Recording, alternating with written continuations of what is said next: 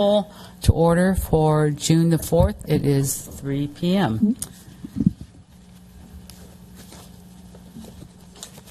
And so with that, can we get roll call? Councilmember Reeves? Here. Councilmember McKee Cant? Here. Councilmember Knight? Here. Vice Mayor Tripp? Here. Mayor Moeller? Here. Thank you. Can we all stand, if you're able, and say the Pledge of Allegiance?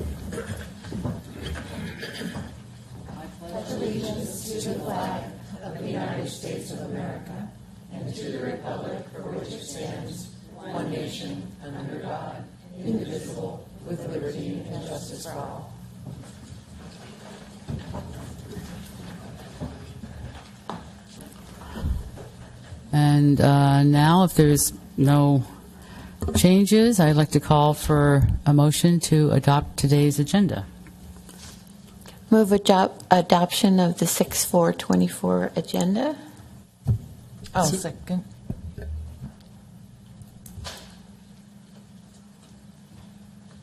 And You can do a voice vote for this one. okay, all in favor, say aye.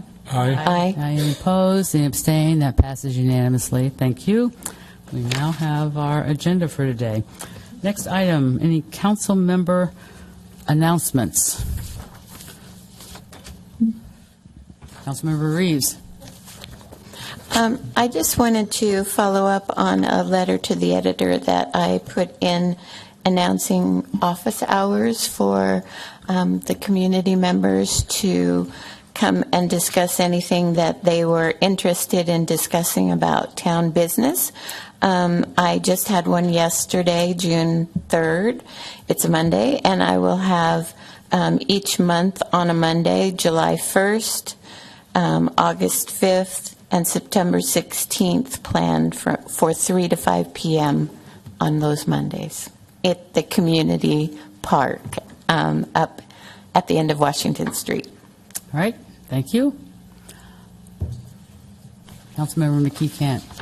I wanted to make everybody aware that while the Friday night dance parties in town that Yountville Arts has put on have temporarily been discontinued, Yountville Arts will be holding its first Music in the Park at Veterans Park, where the community comes together and celebrates being together. So 5 to 7, and I look forward to a good season, thanks to our Parks and Rec Department. Thank you. I would just like to announce that last Friday I attended the Napa Valley Barrel Auction along with the other Napa Valley mayors and supervisors. We greeted guests as they came in, and they raised almost $5 million for youth mental health. So congratulations to the vintners for that great event. And on Sunday, Bill Dodd had a brunch for all elected officials in the Napa Valley, and he was given an award by U.S. Representative Mike Thompson for all of his service, all the way from Napa County Supervisor to U.S. Representative to 2 terms as California State Senator. It was a very nice event. And with that, I see no other council comments. We have no proclamations and recognition. We did give a proclamation earlier at 2:30 when we raised the gay flag in support of the month of June being in honor of the LGBTQ plus community. Now, yes, Councilmember Reeves. I just wanted to say that I am really proud that Yountville continues to support and acknowledge and celebrate inclusivity. It has always been that way in town, and I really appreciate our openness to support this particular resolution and raising of the flag to acknowledge inclusivity and just the right to be. Thank you. Going now on to item number 7. This is public comment that is on anything that is not on today's agenda. If you have any public comment, please come up and give us your name.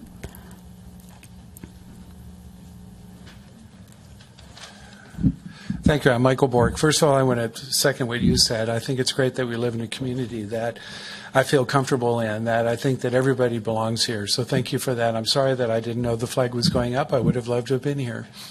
The other thing I want to do is thank everybody involved in the dog park. Thank you for bringing a dog park to our community.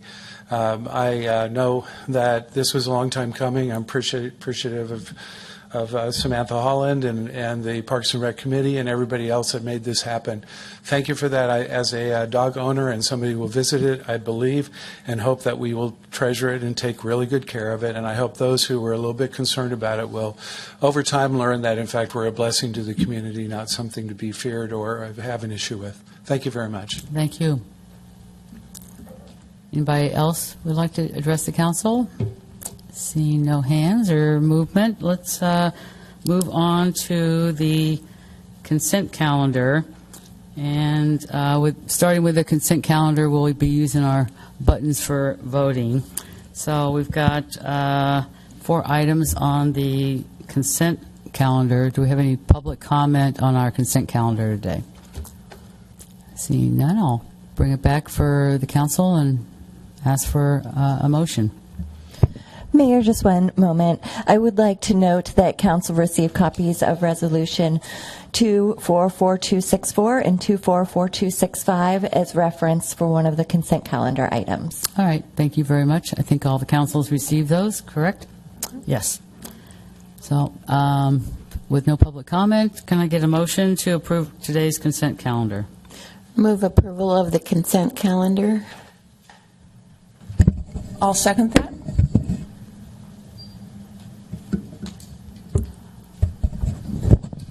So from here on out, we'll be voting with our buttons, and you can see how we voted on the screens. And that passes unanimously. All right, great. Thank you very much. We've just approved the consent calendar. Item number 9 is guest presentations, and we have none of those for today. So let's move on to our public hearings. We have 2 public hearings for today. The first one, we will consider adopting a resolution to amend the 6th cycle from 2023 to 2031 for our housing element and this will be the revised housing element of the town of Yountville general plan. So with that, can we get a staff report? I see Thank you, our Mayor and planning members director of the council. getting ready. Thank you. Happy to be here today to be presenting you the revised housing element. As you all know, California does require that all cities and counties adequately plan to meet the housing needs of everyone in their communities. This is accomplished through adoption of a housing element, which is a required component of a local government's general plan. As you all know, the general plan is more of a long-range planning document that helps craft the vision of the town, but the purpose of a housing element is to identify current and projected housing needs and to set goals, policies, and programs to address those housing needs. Unlike other elements of the general plan, which may be updated at the discretion of each jurisdiction, California Government Code requires local jurisdictions to update California housing elements of their general plans every 8 years. And they are subject to review and approval by HCD, Housing and Community Development. It was in December of 2021 that the council hired PlaceWorks as their consultants to prepare the updated draft housing element. So this has been a work in progress for a few years. They worked with staff at that time to conduct public outreach and draft the housing element. Again, the process of the housing element was guided by public and council input, ad hoc committee meetings, community workshops, focus group meetings, and also stakeholder consultation. Again, the culmination of these efforts resulted in the preparation of a draft update to the housing element. It was in February of 2023 that the council adopted the housing element. Upon adoption, the housing element was then sent to HCD for their review. Staff and the consultants have been working with HCD diligently to work all of those through all of the comments from HCD. So again, as I said earlier, this has been a work in progress, but we have been working for a long time with HCD. We've released our latest version of the housing element. We released that in April of this year to address all the comments we received from HCD.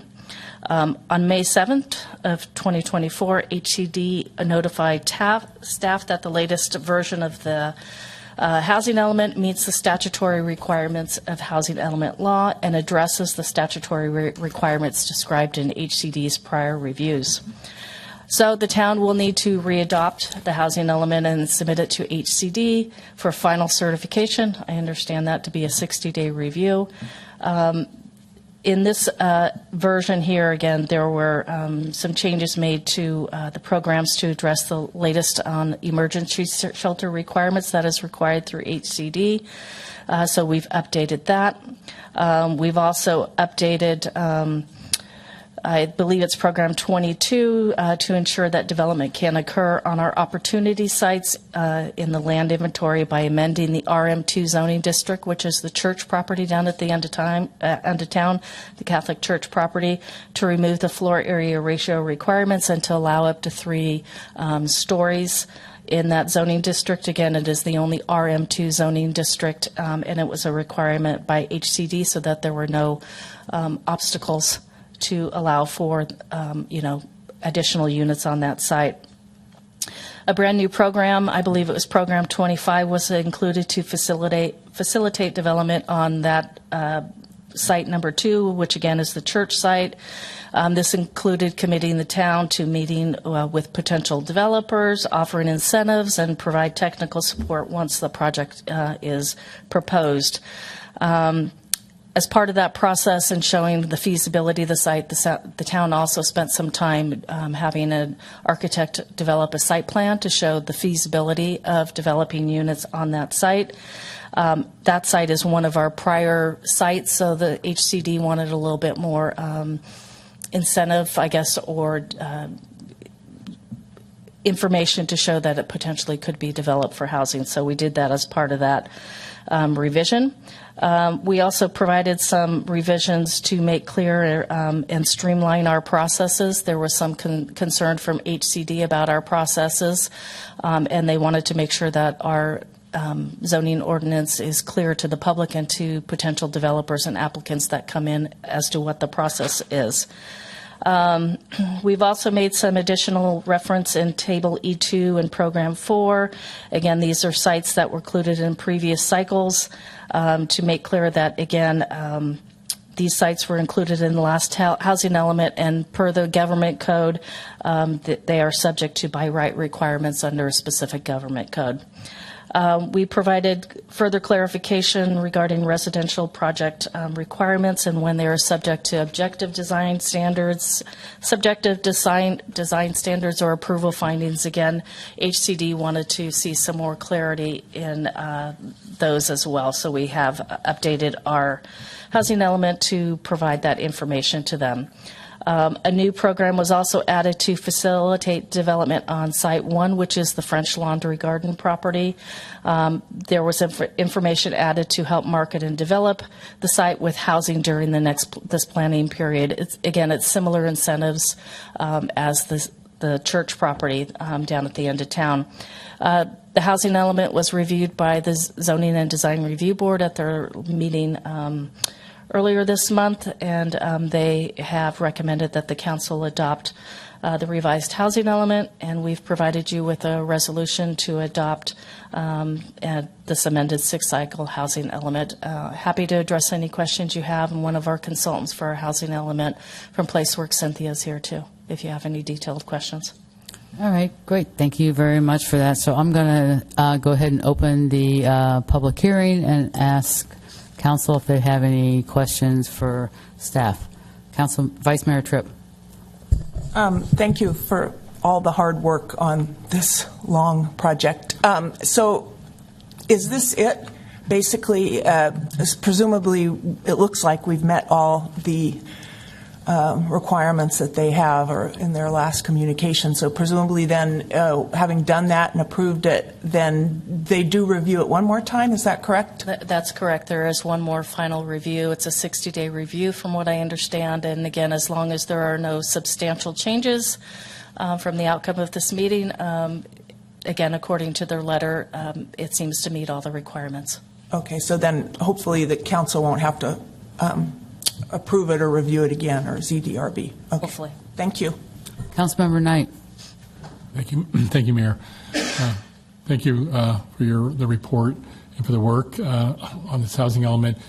For the properties that we have listed in the housing element that are sites for potential development in the future for housing, affordable housing, primarily affordable housing, does HCD require us any reporting during this current housing element about the status of those parcels, or? There will be a reporting period back to HCD. Additionally, every April we have to give an annual housing progress report, which we do, just to kind of let them know about the progress of homes that have been approved and or building permits issued for housing developments. But there will be reporting, and my understanding is too that the state has appointed a task force to follow up on all of these. So they may actually be a little bit more involved in looking at reports and looking at properties to see whether there's any activity towards moving towards housing on those lots. So I would think so. I would think that the reporting would require some detail, more than it did in the past, about the progress on the housing element and all of the programs that have been adopted by the town. Thank you. Councilmember McKee-Camp. With our purchase of the Yountville Commons, it's not on the report. It's not listed anywhere. Would we add that in at the risk of setting back the timeline, or do we just move forward into the next few years in development and bring that forward in 2027? We discussed adding it now and thought that, again, it would kind of detract or derail things a little bit. So, again, we are kind of keeping that in our back pocket. In case one of the other sites doesn't develop, then we have that school site for housing. That's a benefit. One last question for the design standards. I'm noticing on the street frontage that previously approved, the council asked that principal orientation of all buildings shall be parallel to the street they face and the front of the properties. Does that apply going forward now, or do we have to wait until the state certifies the final? If I understand correctly, with what you're reading from, that requirement is already in our zoning ordinance under our design guidelines. Okay, thank you. Councilmember Knight. Thank you, Mayor. I'm sorry I missed one question I wanted to ask about Program 26, which you described as a new program. And so it lists review and revisions of permit processing procedures, but ends with if a project meets the criteria and or approval findings listed in the municipal code, a town council meeting will no longer be required. Could you explain that a little bit more to me in terms of, are we talking about larger projects or just individual single lot projects? Program 26. Let me find it.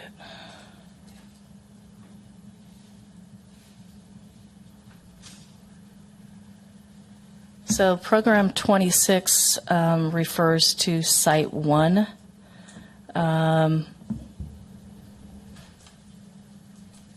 So it's related to that specific site.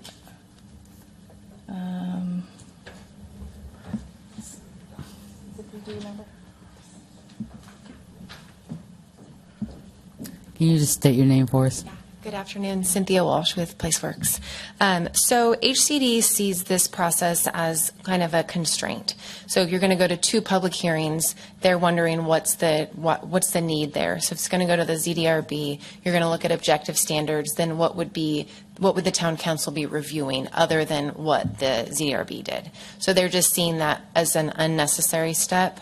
You know, again, this is the state, this is their view on things, but that's where they're seeing that as a possible constraint to development. Okay. And that was for just a particular parcel or property that we've identified in the report? I believe this would be a permitted use. So if it's a permitted use, this isn't if a CUP was required. This is just if it's a permitted use on that Okay. lot that's already zoned that way, then All right. this would be the process. All right, thank you. Vice Mayor Tripp. I just wanted to ask on the RM2 zone, which we refer to as the Catholic Church property, pulled up, and now that will allow for 3 stories and no FAR, or not necessarily meeting FAR requirements. And I pulled up my zoning map. That is the only RM2 zone in Yountville. Is that correct? That's correct. Okay, thank you. Yes, seeing no more council comments. Do we have any comments from the public? Seeing none, I will bring it back to council for further discussion and a decision. Seeing no lights go on, I am just first going to say thank you very much for the whole team that's been involved with this for a long time, working with the state representatives from HCD that have also changed over time. It's been a lot of work, and I really appreciate getting us to this point where we can weigh in on this, because it is a very, very critical element and part of our general plan. So thank you very much for that. And with that, I'm in full support of approving this, and actually pretty excited that it's finally up to us to, it's come to this point that we get to weigh in. So those are my comments.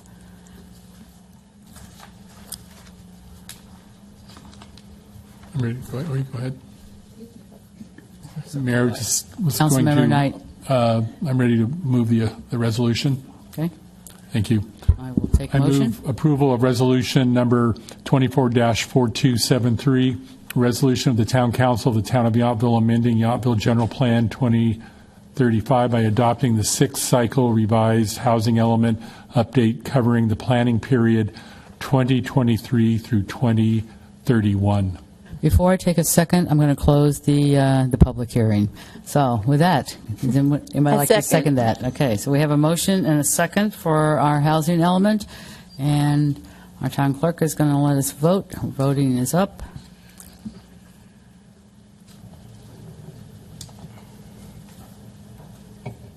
That passes unanimously. So very happy to report that we have now approved our 6th cycle housing element. Just keep your fingers crossed. We've got one last 60-day review, and that will be a wrap. So thank you very much. Now we are moving on to our second public hearing today. We are going to be considering adopting a resolution approving a major subdivision, tentative map, preliminary and final master plan development, density bonus concession and waivers, design review, tree removal, fence extension, and conditions of the approval of 1918 Yountville Crossroad project. And this project is exempt from CEQA under state guidelines as an infill development project. So with that, I'd like to ask if any council member has a statement to make regarding conflict of interest. Council Member Reeves. Mayor and fellow council members, I regret to inform you that I will need to recuse myself from this discussion. I've been informed that I am too close to the project. Okay, thank you very much. So we will have our assistant town manager send you a text when we're all done. You can come back. Thank you. And now, Council, she didn't turn off. Can you turn off her button? Vice Mayor Tripp. While we're on this general topic, I wanted to disclose that I have met with some of the neighbors who live in the condominium project right adjacent to this development. Thanks for that disclosure. So I'm going to kind of, since this is a little different than some of the other public hearings we've had recently, I'm going to kind of read off to everybody how the flow is going to go here. And you don't have to memorize any of this because I'm going to repeat it at each step, but just so you kind of get a lay of the land. So first, after I'm going to be opening a public hearing, and then I'm going to be asking our planning director for a staff report. And then I would going to allow the applicant, if they would like to discuss the project, to address the town council. We'll have a 15-minute time limit on that. There will be a clock timer on all of the screens so you can see how you're doing with your 15 minutes. And this 15 minutes includes all members of your team.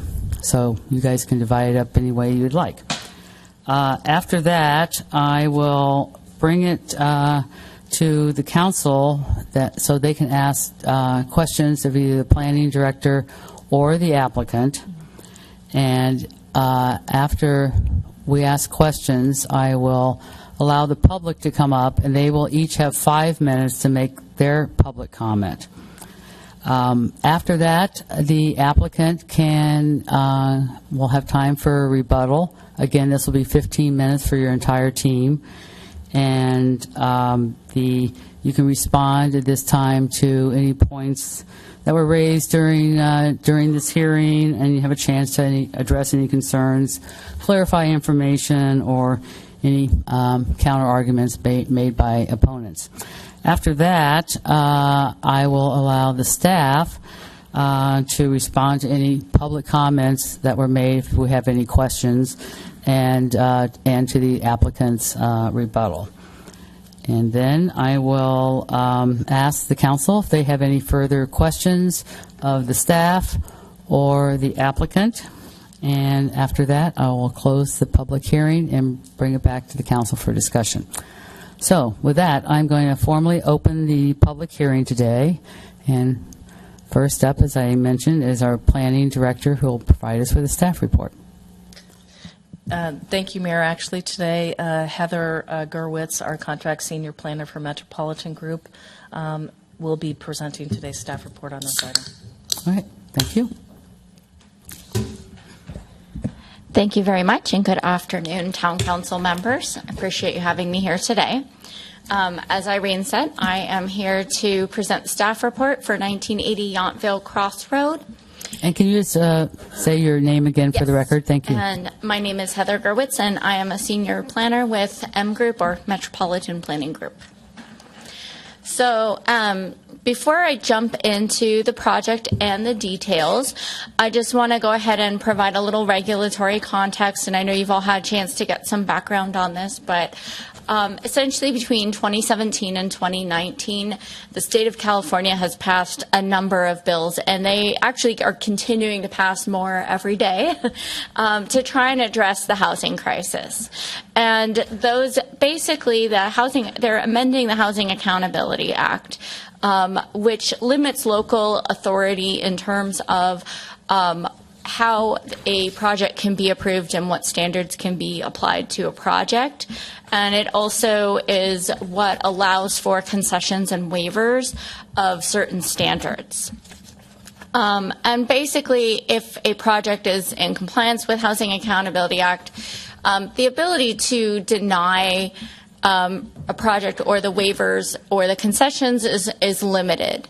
So if a project has at least 10% of affordable housing, then they are entitled to at least one concession and the waiver of any standard that would physically preclude the construction of the development at the density proposed. And if you afterwards, if you have questions, I know Gary can elaborate on how that's interpreted by the courts for a project as it's designed. So essentially, a concession can only be denied if written findings are made based on substantial evidence. So it has to actually be proven and documented, and it's a pretty high bar, but basically that it would for a concession, that it would not result in an identifiable and actual cost reduction for the project, or that it would have a specific adverse impact upon public health and safety or a historic resource, I'm paraphrasing, or that it would be contrary to state or federal law. For a waiver, again, it has to be substantial evidence that it would have a specific adverse impact upon public health and safety or a historic resource, or because the waiver would be contrary to state and federal law. So because this project has more than 10% of affordable housing units, it's proposed with one low-income unit and one median income unit, it does qualify. And they have requested one concession, and they've requested 5 waivers. And so I will be discussing that as we go through the compliance review of the project. Additionally, the project includes 1 ADU, an accessory dwelling unit, and 2 junior accessory dwelling units. And again, there are specific state requirements and laws around these. So the specifically the side and rear setback for an ADU cannot be more than 5 feet. And JADUs and ADUs are excluded from site density when you're calculating the FAR and the site density. And you have to allow at least 1 ADU and 1 JADU on each residential lot. So the existing site is 1.33 acres. It is low-density residential. It has an existing house that is a historic home circa 1875. There's also a cottage that is not a historic building, and there are various outbuildings, garages, well house. There's paved driveway, utility services. It's fully developed. The project would subdivide the lot into 9 lots. It would relocate the existing cottage and the house onto one parcel and convert both units into affordable units. It would demolish all the other existing structures, remove and replace 12 trees, construct 8 new residences. 2 of those new residences will include a JADU each, so 2 JADUs total. There will be a new private access road that will enter the development, as well as a private stub road that will access for the properties. And it will include new infrastructure utilities, fencing, landscaping, public improvements. This just gives a demonstration just so that you can see there's where the existing cottage is on the property in relation to the house, and then where those will be on lot number 1, and how that cottage is going to become the ADU for the house at the corner of Olive and Yountville Crossroad. And what did I do? Oh, okay. Okay. The entitlements requested: major subdivision, tentative map, a preliminary and final master development plan with 2 deviations, 1 concession and 5 density bonus waivers under state density bonus law, design review with waivers, as well as tree removal and a fence extension request. So the inclusionary housing requirement is a requirement of the Yountville Municipal Code, and it requires that 15% of new housing units be reserved for low, very low income. Yeah, is that right? Yes. So the project yes, 15%. Sorry. The project would include a total of 10 units total when it's all said and done. 8 new dwelling units, 2 new JADUs. The existing units are existing, so they don't count into this factoring. And so 15% of the 10 is 1.5, and based on the code, you round down. And so it's 1 unit to meet that.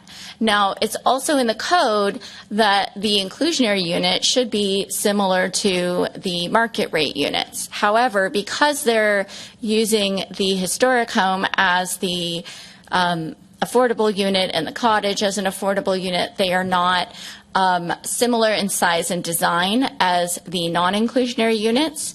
And so the applicant has requested to use their one concession to waive that requirement. So with that concession, they would meet the inclusionary housing requirements. The development standards, the density for the site is 7 units per acre. Again, the JADUs and the ADU are not included in the density calculation. So you basically have your total units on that one is you have 8, and then, is that right? Sorry, look at my notes here. Anyways, it's 6.8 units per acre. And then, so they do comply because they're within the density. The floor area ratio, so the FAR, the way the code is set up for single family is there's an FAR of 0.3, and then with a garage, it's 0.35. So this is in single family. These do have garages, so the FAR is 0.35. Now, the lots range from 0.2 to 0.48, which is, of course, over the FAR. And so they have requested a waiver of that FAR in order to build at the density as the project is designed. The other standard is height that they are requesting a waiver on. So no more than 50% of housing units on a block, and there's a specific definition in the code for that, are permitted to exceed 1 story.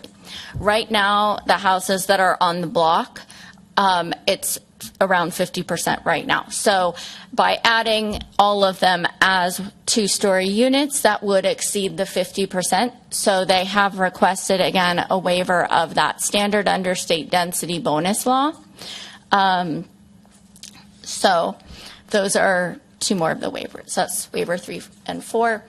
Also, because on lot number 1 with the historic residence and as designed to fit the lots, the applicant has explained that they are not able to provide a covered parking space so you're required to have 1 covered parking space and 1 uncovered parking space for each residential unit.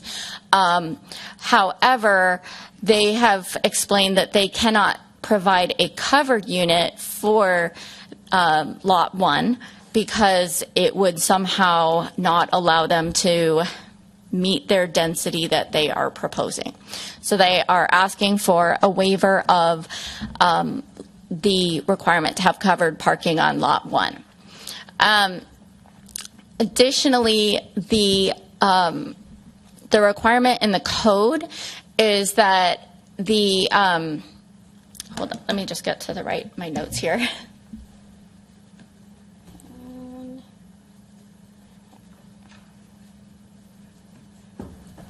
Okay, there we go. So the code actually has a requirement for a maximum of 18 feet wide for driveways. However, there's keep going up. Right here. There we go. You're not supposed to have more than a certain percentage that are more than 10 feet wide. So they've actually asked for a deviation from that as well. So there's a master plan deviation to allow the wider driveways on more of the parcels. So the project site, there's been a lot of question about trees that came up at ZDRB, so we've been trying to sort out some of those questions, and they did provide us with a revised arborist report, revised plans.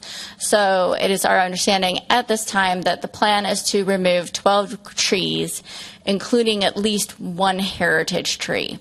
However, because of the uncertainty and some of the confusion, we have just provided a very strong condition so that whatever changes in the future, because as you take projects from conceptual into reality, sometimes things do change. Sometimes more trees are required to be removed. That does happen. So we just wanted to maximize as much as possible and put as strong as we could of a condition on there. So there are tree measures in condition number 3 that require fencing and avoidance. However, it also requires that the town arborist peer review the report and that they continually monitor during the construction phase, that they actually set up that program so they're monitoring what happens with the trees. And there's also a deposit that is calculated based on removal of heritage trees, but also removal of trees that are basically big enough where the town can require a deposit. And so the required deposit is $18,121. And then there is a condition number 4 does require that if any trees are damaged or removed, they have to be replaced at a 1-to-1 trunk diameter ratio. So if you have a 24-inch tree and you're replacing it with 4-inch saplings, then you have to have 6 of them. So okay. Fencing. So there's several types of fencing around the property, and the colors, I don't know if you can see very well on here, but basically what you'll see is that in between the properties that are being created, in between the new lots, and then on the western and northern edge of the parcel, what you're going to have is 6-foot opaque fencing. And then on the front of the property, on the other side where there's going to be the retaining wall, so there is a retaining wall proposed on the eastern side of the property, and there would be a 3-foot fence on top of that. And the fencing does comply with the traffic safety visibility area. So you'll see on lot 7 on the western side, that fence has to be a maximum of 3 feet so that it doesn't present a visibility barrier. The project does include a 3-foot metal post entry gate with decorative trim as well. There isn't anything in the code that prohibits an entry gate, so it does comply. And I did mention the retaining wall. Okay. So the plans were not clear that the all mechanical equipment would be screened. So we just added a requirement or a condition of approval that requires it to comply with the code. And then the plans that were submitted right up until sort of the 4th or 5th submittal included a utility transformer that was on lot 1 and it was in the front yard, which is not allowable. Well, the applicant, in our discussion said, well, we'll just take it out. And then you can go ahead and approve it and PG&E will put it where PG&E wants to put it. Well, my concern with that is if PG&E comes back and says, no, the transformer has to go in this person's front yard, and that is the only location for it, then if it's not allowed, then you have to go back through the circle again. So we included a master plan deviation from that so that if that's where the transformer has to go, that's where the transformer will go. Because I have worked with PG&E before on projects, and when they tell you something has to go somewhere, it's their way or the highway. So we wanted to make sure that that was accounted for and not just ignored or, deferred to a point when there were no other options. So we did include that. So it's fully transparent that that is a master plan deviation. Okay. And then the Yountville Municipal Code, basically projects that are through the Housing Accountability Act are required to comply with objective design standards. You can't hold them to non-objective design guidelines, things subject to interpretation. So essentially, we went through and did the review. However, there is a clause in the objective design standards that basically says the design review approval can waive a standard. So that authority does lie with the town council to waive things. Am I doing something wrong? Am I hitting the wrong button? Okay. Okay. All right. So in reviewing, for the most part, they comply with the objective design standards. However, there were some conditions and design review waivers that were necessary for compliance. So while no T11 or plywood is proposed, we added that condition to ensure. So that is in there. And then the things that are waivers are really, there's the multi-car garages are permitted if they're located on the rear half of the lot or screened from view from the adjacent street. Now, code does not specify whether or not the street is the private street or the public street. Because of that, it's any street is how we interpret it, which was a little different than how the applicant interpreted it. So we basically recommended waiving that standard. And then the width of the house shall be at least 5 feet greater than the width of the garage along the street frontage, and the garage shall be set back at least 10 feet further than the house from the street. Well, they have some projecting porches that do project beyond the garage. However, in our interpretation and looking at it, basically, we look at conditioned space. That is really the house, because porches, while they are part of the house, they can be removed without effectively, doing something so that the house isn't usable. Whereas, like, if your conditioned space wall is even with your garage, if someday that porch comes off for whatever reason, then it's not there. So we really look at what is the wall, the conditioned space is how that was interpreted. And we recommend waiving it at this point, in part because there was a different interpretation. So that's how we left that one. And then building facades that face street frontages shall include break in their wall plane by incorporating one or more technique along 20% of the entire street frontage facade, such as varying setbacks, recessed or projecting building entries, wall offsets, wall projections, or variation in materials. And essentially, we're thinking we have a porch, but a porch is not actually any of these things. And so, again, we just recommended, it does accomplish the same goal, but it's not technically any of these things. So there's very technical variations, but we recommended waiving. Okay, and let me just get to my thought again. So here is your view of what we're looking at, so you can see kind of how that housing development is set up.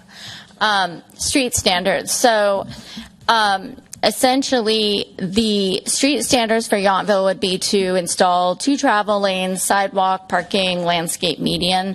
There is not enough room on this site to install that, so they have requested a waiver of that, because otherwise it would inhibit their ability to build at the density proposed.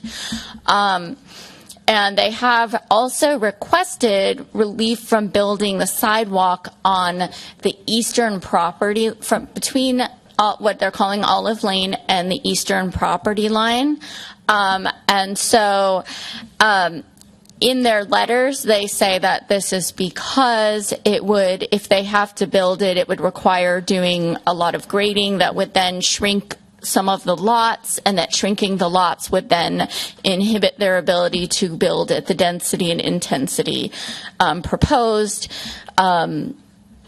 So that is why they have requested that waiver on paper.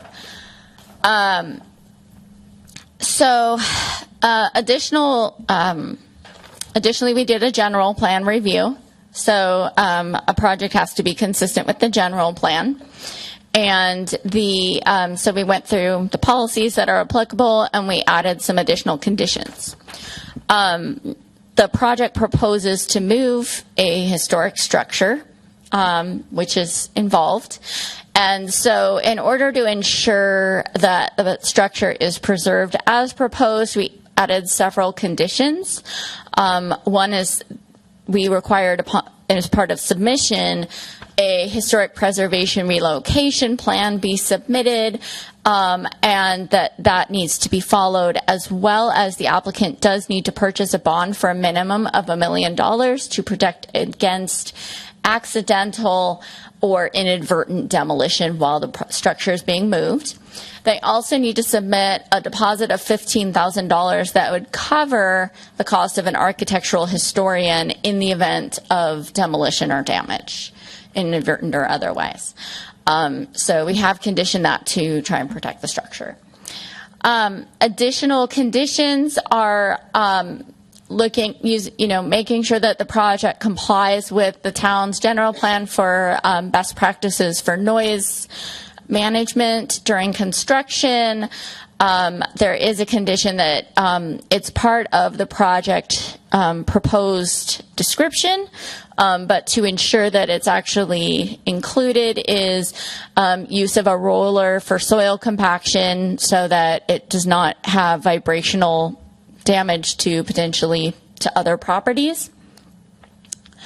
And both conditions 13 and 14 are about, birds, migratory birds go places, and bats really like abandoned houses, but they're, if you start saying you can't develop with those bats, that becomes a big problem. So we have essentially measures that would avoid and protect nesting birds and bats, if they happen to be roosting or using the trees. So those are included as well.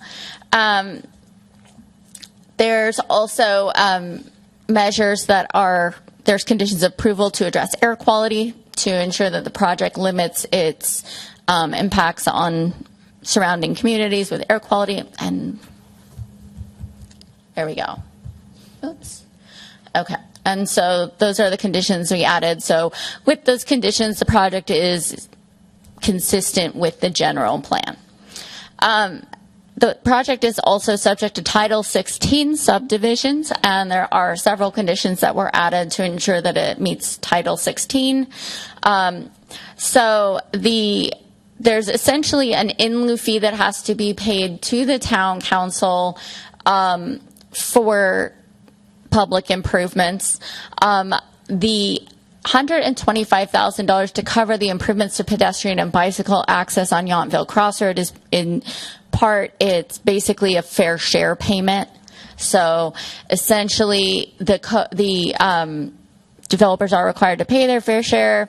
The $125 covers fair share cost of what the project impacts would be to bicycle and pedestrian access. And then there's also to ensure safety at the driveway.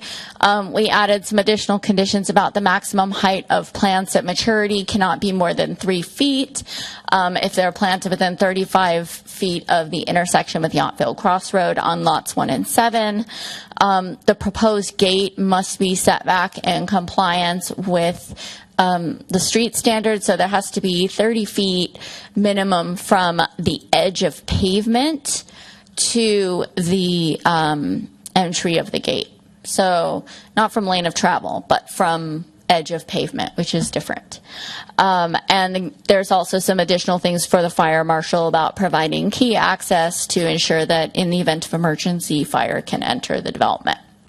And then just to ensure people don't stop at the gate and then just blow out of the driveway, there's another condition that has been added. Just, again, these are things in the code, but just to ensure that the project is following them, a stop sign at that intersection there.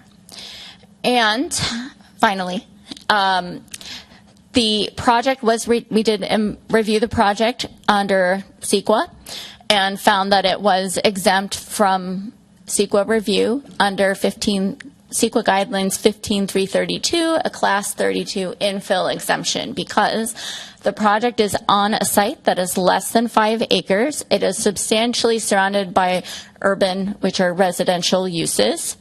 The project is consistent with the town's general plan and complies with the regulations in Title 16 subdivisions and Title 17 of the Yountville Municipal Code, as well as the Municipal Code. The state has already had court cases and rulings where if a density bonus or a waiver is a legal density bonus waiver, concession, or waiver, then it is considered in compliance for the purposes of CEQA. So that's already been established in the courts. And also, approval of the project would not result in any significant effects relating to traffic, noise, air quality, or water quality. So we did require the applicant to demonstrate that through studies.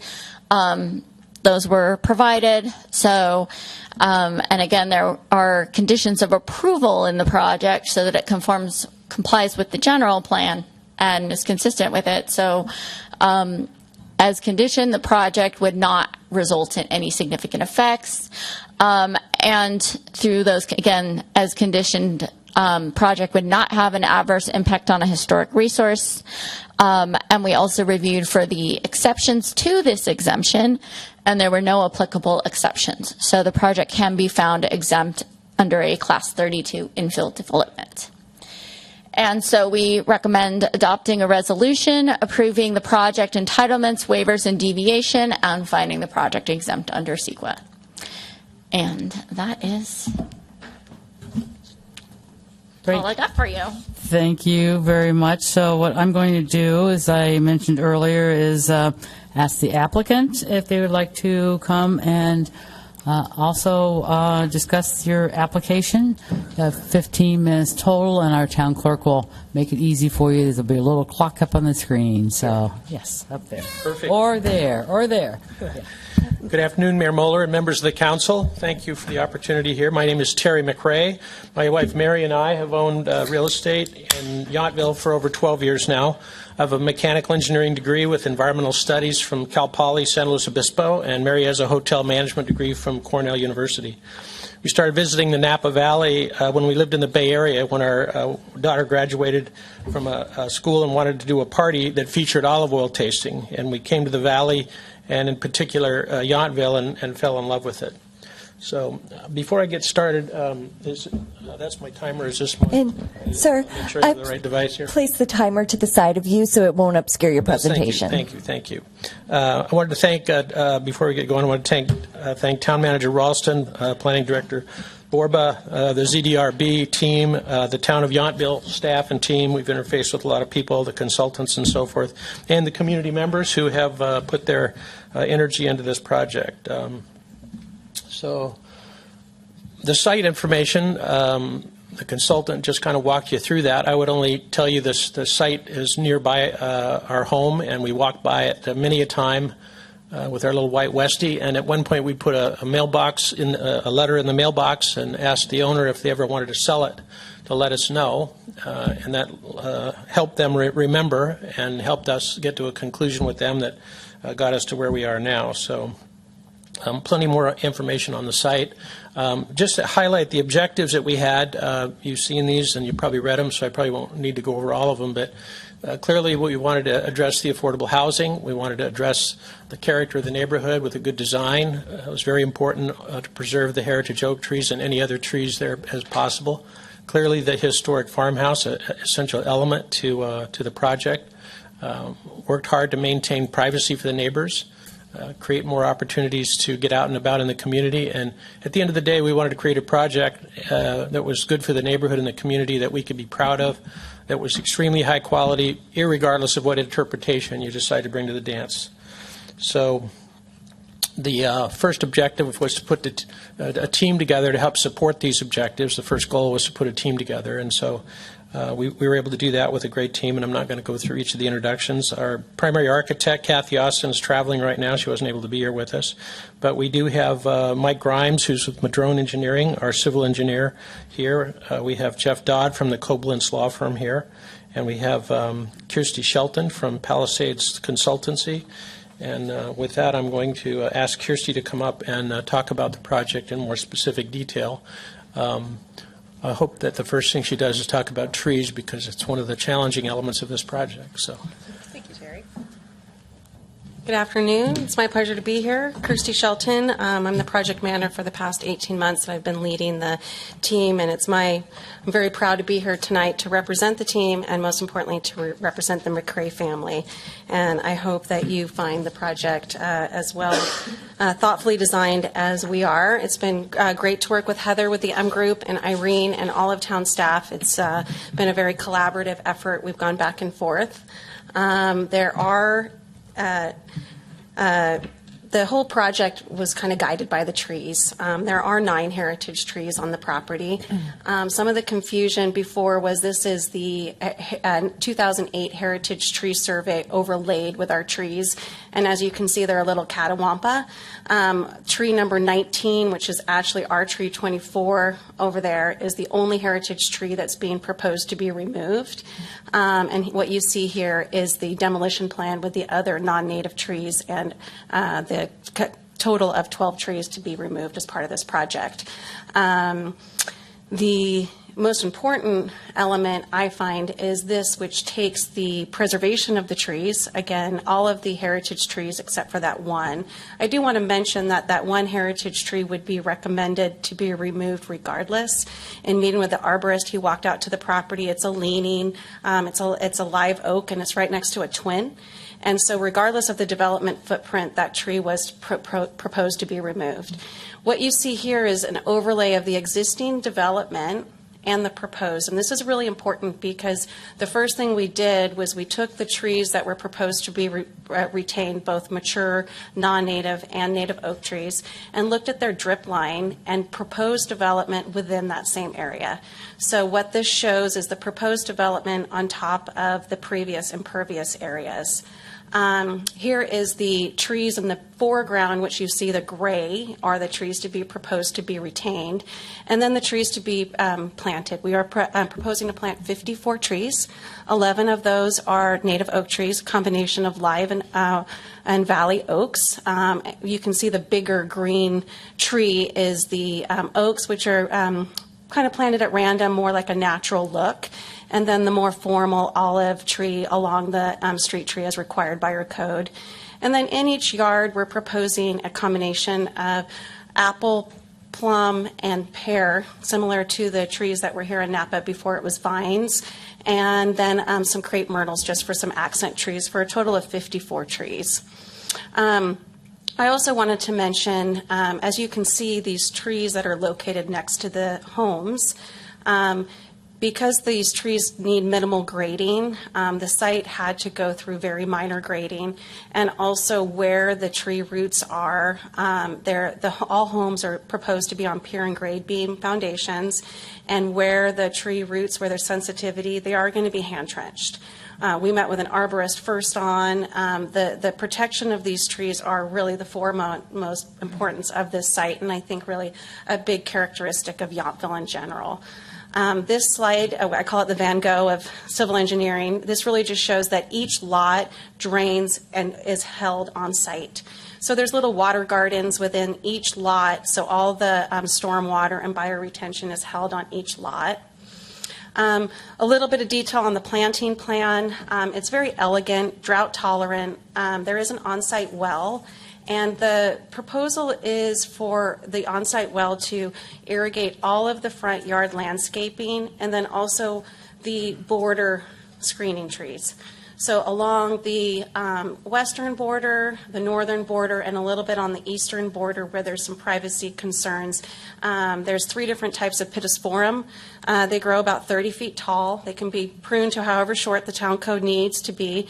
And there's 3 different types depending on the irrigation needs if they're near the trees. If they're near the oak trees, they have to have less irrigation, and areas more on the eastern, they can have more irrigation, and they'll have a different variety of that pittosporum. This is my first time ever doing this. We had a surveyor go out and survey the second-story windows for the neighboring property. We are surrounded by, there's 14 homeowners. Every single home around us is 2-story. And 6 homeowners on the west side and 6 homeowners on the north side share potential views. So what we did was accurately surveyed where the windows were, and specifically located windows and second floor areas to avoid any impact as much as possible. And we can go into a little bit more detail on that. The architectural design, the windows and doors are very luxurious. We're proposing a pivot door from Southland for all the front doors and very high quality materials. The architectural design is very natural, earth-toned, with accents of vertical wood, board and bat, some stucco accents, and I'm doing my best to invoke Kathy Austin she's in Greece, so wish me luck. The first parcel, I think Heather did a great job of explaining. We are relocating the existing historic farmhouse. The verbatim requirement for the inclusion area is only one affordable unit, and this project offers an additional one. And we didn't need the extra concession. This is because this was a driving principle from the McCrae family. So both the 2-bedroom, 2-bath, and the 1-bedroom, 1-bath cottage are both going to be offered for 55 years, deed restricted, one to low income and one at moderate income. And those will be RHNA building permits that the town will get credit for in the next cycle. We're really proud of bringing the historic farmhouse to the front. It's at huge expense. We're working on construction documents right now with the architectural historian, making sure everything is going to be preserved. It's in great condition. We have full confidence that it's going to be something that we're all really proud of, and moving it to the front we really think is the right decision. It also lent itself to, instead of doing like a small picket fence, we really wanted natural edges. So it's got the natural 3-foot hedge, and then you'll see on the other homes another natural, just as soft as possible. This is the second parcel as you come into Olive Lane. We call it the ranch house. It's another 3-bedroom, 2-bath with what we call a half second story. This is what we call a 1.5 story. It's less than 50% on the second floor. And this is mainly because of that oak tree, heritage oak tree in the back, which this picture actually depicts accurately. This is the barn house. It's a flip-flop version of parcel 2, so I won't go into too much more detail, but it's very similar. Parcel 4 is the end parcel of Olive Lane on the left-hand side. It is also a 3-bedroom, 2-bath, and it had to go through much effort to go around that beautiful valley oak that exists there.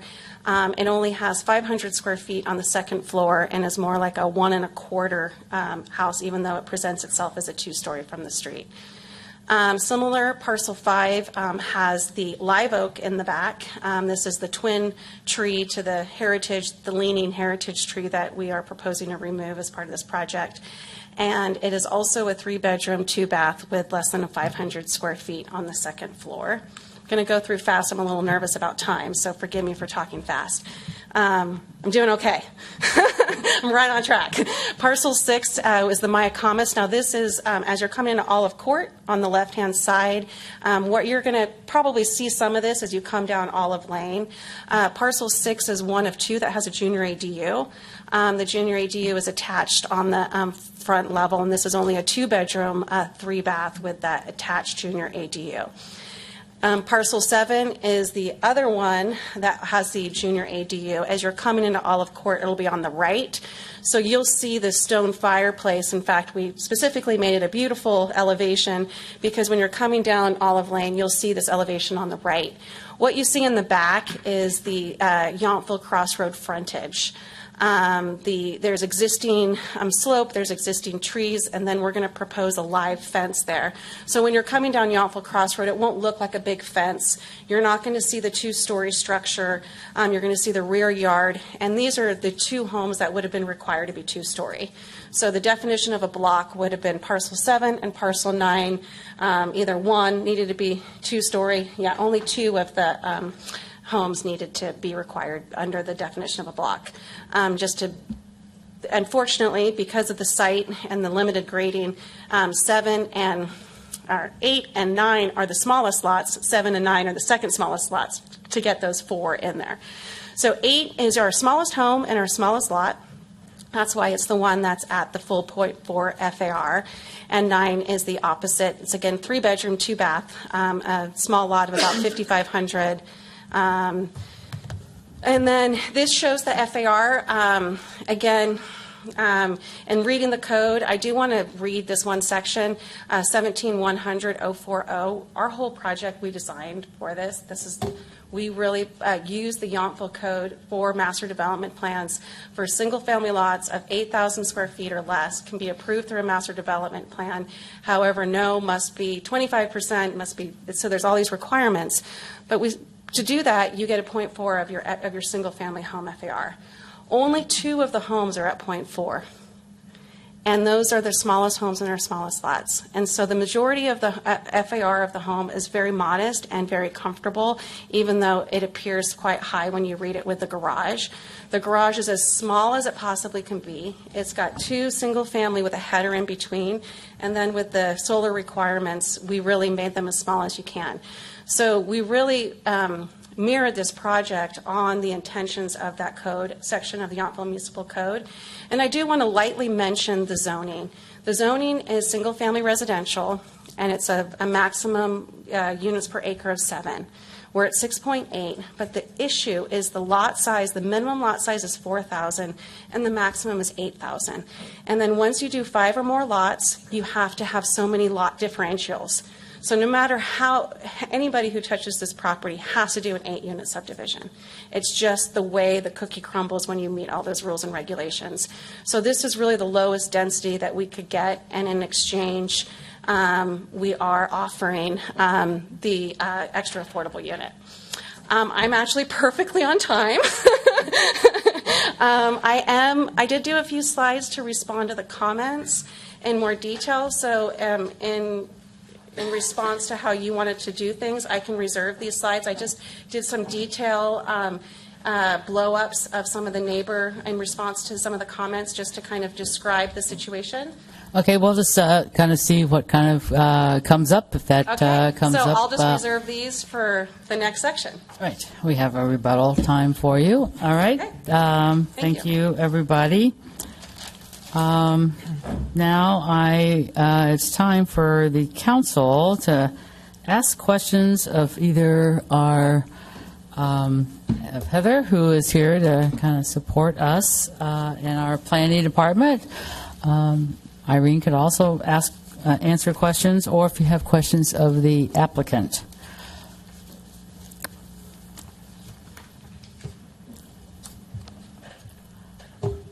See, nobody turned the button on. I have a question. So I have a question about the gate, and I'm not sure who this is directed to. It depends on the person who knows the most about gates, I suppose.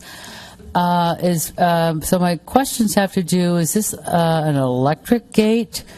And also, will this, I just heard that the fire department will be provided with a key to get in. I want a little more detail about that. Does the right guy have to have it in his pocket, or how does that work? And what about, our sheriff? I know they, kind of go around at least twice a day and look at all the neighborhoods and other utilities. How does that all work? So it's a 3-foot tall gate. It is on its own meter, on the HOA meter, so it will be automatic. I don't know what HOA meter So we're means. going to have a... Can you speak in the microphone? Sorry. Okay. We are going to have the HOA is going to be using that kind of well HOA. irrigation. Okay. So the gate will be on that meter. It'll be an automatic opening. It'll swing inward. It is only 3 feet, and it has met all the fire truck turnarounds. And the real intention when we were designing it was because there's very limited parking, even though we exceed our parking requirement by 1 space per each home. It's going to be really difficult for any guest just to drive in there. And so it was more of just like a visual of like, hey, this isn't a place where you can just kind of come in and turn Let me just refocus my question. So my question, the reason I asked if is it electric? It is electric, and it has Okay, so when the power goes out, what does that mean? Does the gate just automatically open and stay open, or does it stay closed? I believe it has the Knox box, which is the key that anybody can open. If the electricity goes out, would it automatically stay open? We can easily make it so it automatically opens. Those things are easily done in the construction documents. Okay, so, and then how do people, like utilities and the sheriff who do their normal drive-bys, how do they get in? At this point, we have talked about setting it so it automatically goes open and closed. for anybody who comes in and out. That's how we've discussed it so far on the construction documents and those conversations with the electrical engineer. So I think that's how it would go, but I like your suggestion of always keeping it open in the event of an electrical outage. Our power goes out a lot in Yountville. So those are my questions for now. Vice Mayor Tripp. I wanted to ask a question about the concession that you've requested, and I'd like to start perhaps with Mr. Dodd. Looking at the letter he sent on December 4th in 2023, which was the basis for this concession. And I'm just going to read really quickly so that we all are sort of on the same page. It says the DBL, which is the density bonus law, defines concessions as modifications or reductions, this is in your letter, from development standards that result in identifiable and actual cost reductions to provide for affordable housing costs. And then you go on to say consistent. The applicant understands and agrees that in reviewing a request for this concession, the town may require the applicant to provide reasonable documentation to establish eligibility for the requested concession. And the concession is basically that the size and style of the inclusionary housing doesn't have to equal the market rate housing. And so in your letter, so it's kind of a financial issue to show that it's a lot less expensive to do it the way that you proposed. And your letter has an attachment, and it basically shows a cost of $885,000 to move and rehabilitate and relocate the farmhouse and the cottage, and then you compare that to the cost to build I guess a low-income unit. But the cost that you compared it to would be to build a two-bedroom, three-bath unit, which you say, including the garage and the JADU, would be just the cost to build it, $1.9 million. So I was just curious, did I get that right? You were comparing those two items?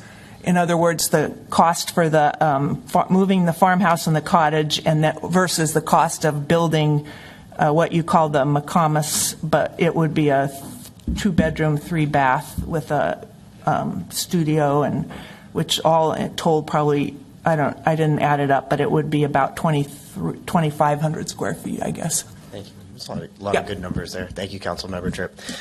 In terms of... can you state your name for the record, please? Jeff Dodd. I'm Land Use Counsel for the applicant. Thank you, Mayor. So taking just a quick step back, the standard is generally a comparability standard, and I think the town has a very good policy there, right? We want to make sure that our affordable units have some sort of comparability to our market rate units, so no one feels left out here. The idea of maintaining the existing farmhouse has cost savings itself, so we don't need to effectively build new construction. We're able to get cost reductions there by reusing existing structures and infrastructure that is already in place. So what we did in terms of the cost analysis there is evaluated the cost for effectively a new build at a market rate relative to exactly the same specifications as our market rate units, and showed that number was higher than the cost to relocate the existing farmhouse and existing cottage to the proposed location. But have I got this right? The cost for the new build would be bigger than the existing farmhouse is $1,160, and then the cottage is $551. So that's like 1,600 feet, 1,700 feet. That's exactly. Okay, I see what you're saying. Exactly okay. Right. So I think that the idea is that there's a cost savings there inherently by being able to reuse. And so what we'd like, and I think you saw, from a comparability, just from Avisha, it's a historic building, so it's going to be just naturally from the exterior appearance is going to be different. But you'd utilize and understand, I think, the cost incentives of requesting this concession. We showed the cost of a new build, exactly as, and we have those numbers readily available and compared. But it's a much bigger unit, I guess that's all I'm trying to say. You compared the cost of a new build for a bigger new build than the existing cottage, if you because look it at doesn't I'm have not a garage. Sure. No, I think that's a fair, and I just haven't looked at those numbers recently. That was, but yeah. if you look at it on a price per square footage, you will see a basis. You will see a reduction in terms of price and dollar amount. Okay.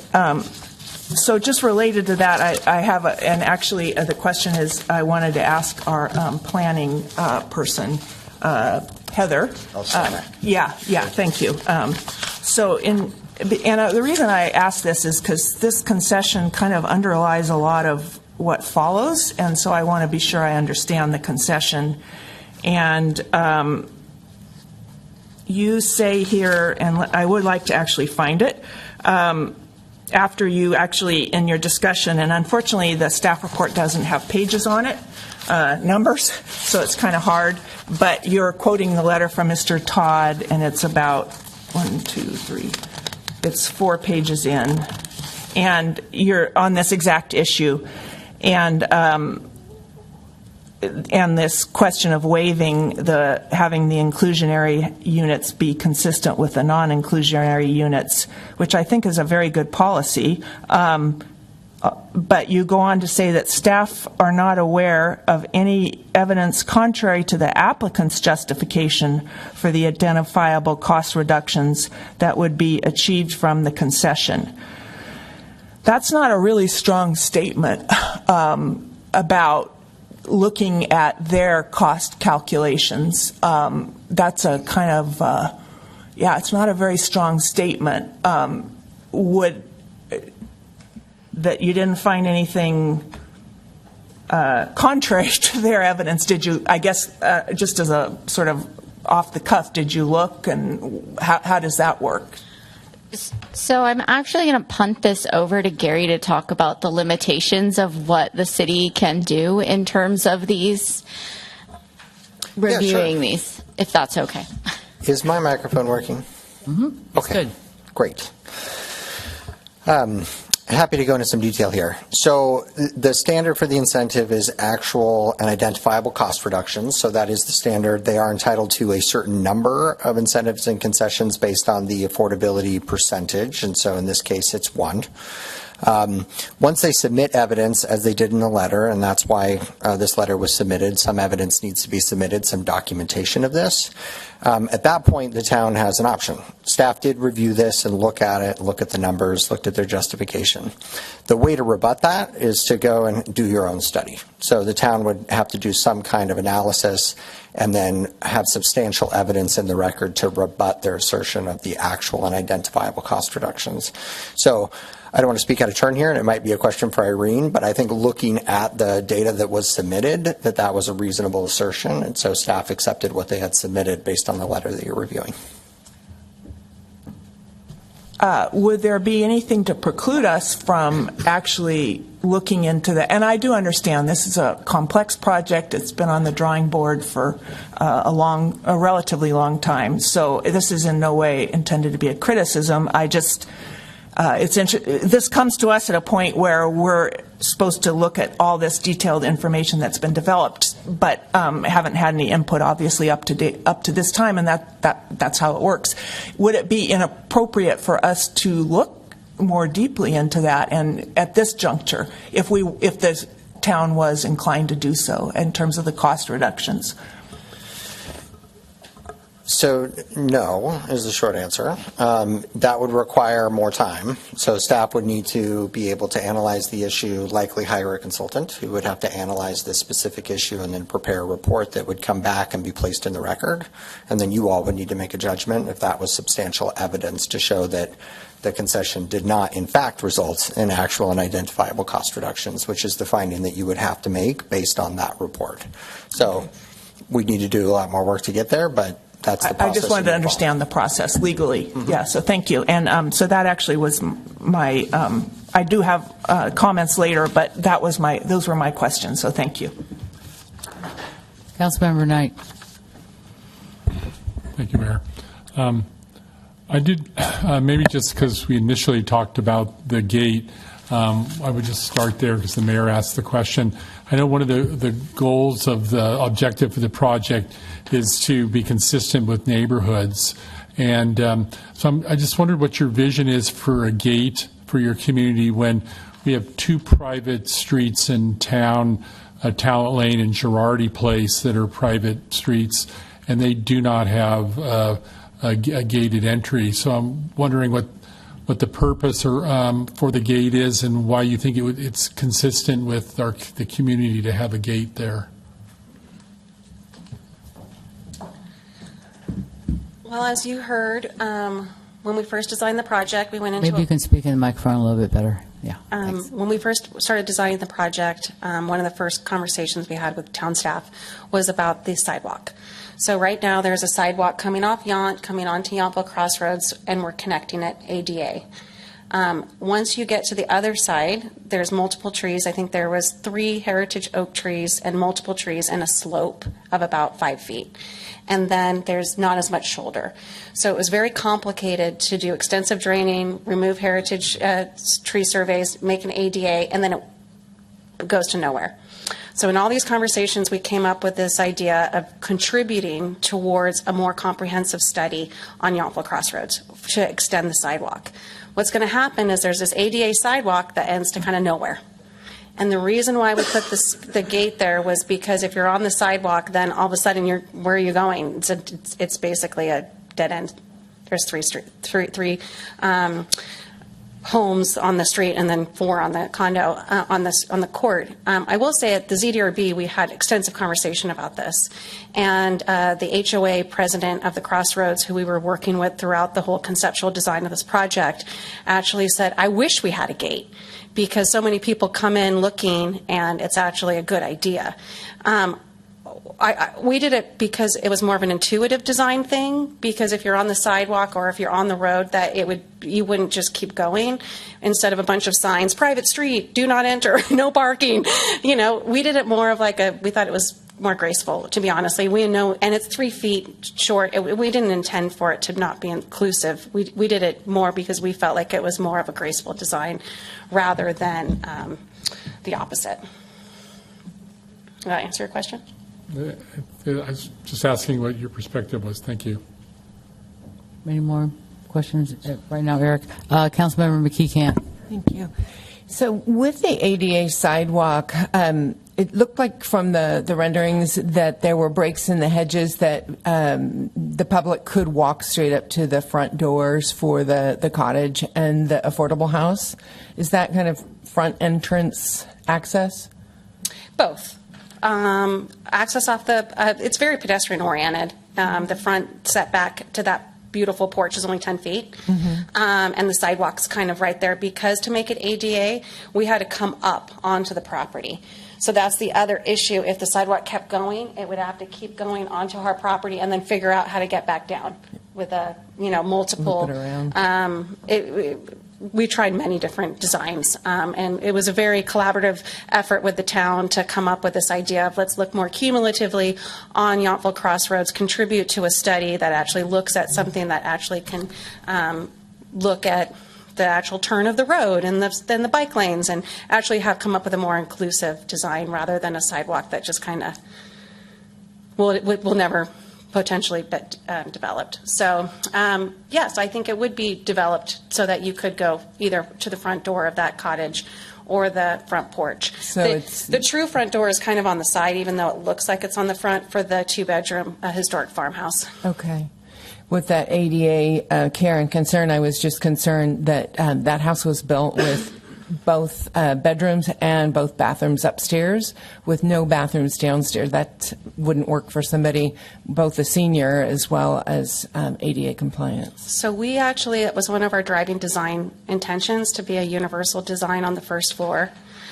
Because of the way the grade beam foundations to protect the tree, there's no way we could do a universal design on any of these homes. So sadly, because of that pier and post-grade, you're going to have 2 steps up to each home. So unless you do a ramp to all the homes, unfortunately, none of them. Maybe the cottage, the little 1-bedroom cottage, we could look into in a little bit more detail, because you could do a ramp from the back. I was more concerned about the bathroom being upstairs. We have a lot of seniors in this town, and if that is something, a house that is desirable for them. Yeah, sadly, I don't think the historic home would qualify. I mean, I have bad knees and I can barely get up those stairs. Right. It's know historic. What you're talking about. So sadly, it was one of our driving intentions. We wanted our first floor to have universal access, and we really tried. I think one of the homes only has one step up. But, for anybody who is going to age in place, these homes are going to be difficult. It's really... and for affordable housing, you only need to become ADA if it's more than 3 units. So not that we only want to do what's required. We definitely would like to offer that. It was kind of not... the site didn't allow for it. Okay. With regards to ownership of those homes, they will be on the market for sale with the deed restriction. I'm kind of confused there how that will go with the HOA, and will it be rented? It's most likely going to be a rental unit, and we would enter into the town with an affordable housing agreement. They would be deed restricted for 55 years, probably 2 different occupancy. It would go to the local preference because it would go under your existing code requirements. Whether it's owned by I don't think it would be owned or managed by the HOA. It would be something that would be entirely separate with a third-party affordable housing rental with the town agreement that we're still working on to prepare. Details of that. With all of the care and the farmhouse being essential to the design and the CEQA guidelines indicating that the historic structures will undergo remodeling to reflect the same interior quality as the new products in the division, you're going to such great extent to ensure that that home is equal and on par with all the other homes, then why no covered parking? It's going to be 105 degrees there or pouring down rain, and so people coming home with their groceries are going to be visible to all of the other residents. What a pity. I have a slide to show you. It's mainly because there's a heritage tree drip line right there, and the only place we could stick a covered carport or garage would be a 0 setback, and it looked really awkward, and it didn't look period correct, and it just looked funny. 1, it would need a setback variance. 2, it would have to be closer to the street because of the heritage oak tree canopy in the back. And so aesthetically, it actually looked more awkward than it didn't play homage to the respect of the era of the home. I mean, a little carriage home in the back with a garage would have been fabulous, but we would have to remove that tree. In the garage and little storage. If you're in a smaller home, sometimes you might need those kind of amenities. The last thing that I'll say at this point is with regards to the gate. You had said you may just design it so it remains open, or the ability to open when you drive up. Then that is still not going to mitigate the parking problems. I think it's going to provide a visual. You're going to say, oh. Once you're 30 feet in the driveway, I mean, you kind of have to make that turn. You have to make a commitment, especially if you're coming from Silverado Trail. Yeah, but you're going to, I mean, once you're there, you're going to go, intention. Oh, there's a gate. We felt like it was the more graceful approach than multiple signs, because otherwise it's going to have multiple signs to educate that driver. We felt the gate was more of something when you're driving down and you saw it, you wouldn't turn. You would find out if you would call your friend and say, where do I park? And they'd say, oh, come on into the gate and park in my driveway, or I don't know. What if you're having a party? That's going to be a complicated one. Mm-hmm. It is a very constrained site. And like I said, it's surprising that we are actually one positive parking space per each lot for current state standards. My last question is just curiosity out of your logo. I assume you're going to be using that through the marketing. What is that below the oak tree? It's a key. Looks like a lock? Yeah. Okay. Thank you. Like your home. So I have a question. I'm not sure who the right person is. It's about the well, whoever knows most about the well. So first, the original property. So that's been an existing well that's been in use is my first question. Is that true? There's 2 wells. There's 2 wells. And you're going to use one or both for the just one for the landscaping. So what happens to the other well? Is that going to get capped off? Yeah, it's already as part of our proposal and condition, Public Works conditioned. It gets adequately demoed. You get a permit from Napa County, and you basically fill in the hole with concrete. Okay. And then the Napa County Environmental Health comes and investigates it. Okay. And so the other one it's just going to be used for landscaping, no potable water, correct? Just landscaping, and it's only the landscaping in the front and then any of the screening. So once the new homeowner comes in, there's no question in the maintaining of that rear property or side property screening. Okay. So, and what else do you know about the well? I mean, has it been functioning for a long time? Is there Surprisingly, we got it tested as part of the, and then we kind of talked about it with the town from the beginning, and they seemed open to it and embraced the idea. And most of the plants are all drought tolerant. There really isn't a lot of high water use, so it's really more of a token as the front yard. And, because it's all going to be maintained by a very small management, we want to keep it all integrated, and because it's such a small lot subdivision, it's just going to look more elegant once it's all the same for the small front yards. All right. Thanks for that information. Councilmember McKee-Kent, you have more questions? Follow up. I forgot to ask. There's a fire hydrant somewhere, right? There is. And the civil engineer probably knows exactly where that is. She reminded me of talking about the well.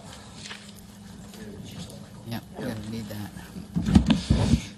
that. Michael Grimes with Madrone Engineering, the civil engineer. If we can turn to the utility plan. If you guys have that, do you have that real quick, maybe?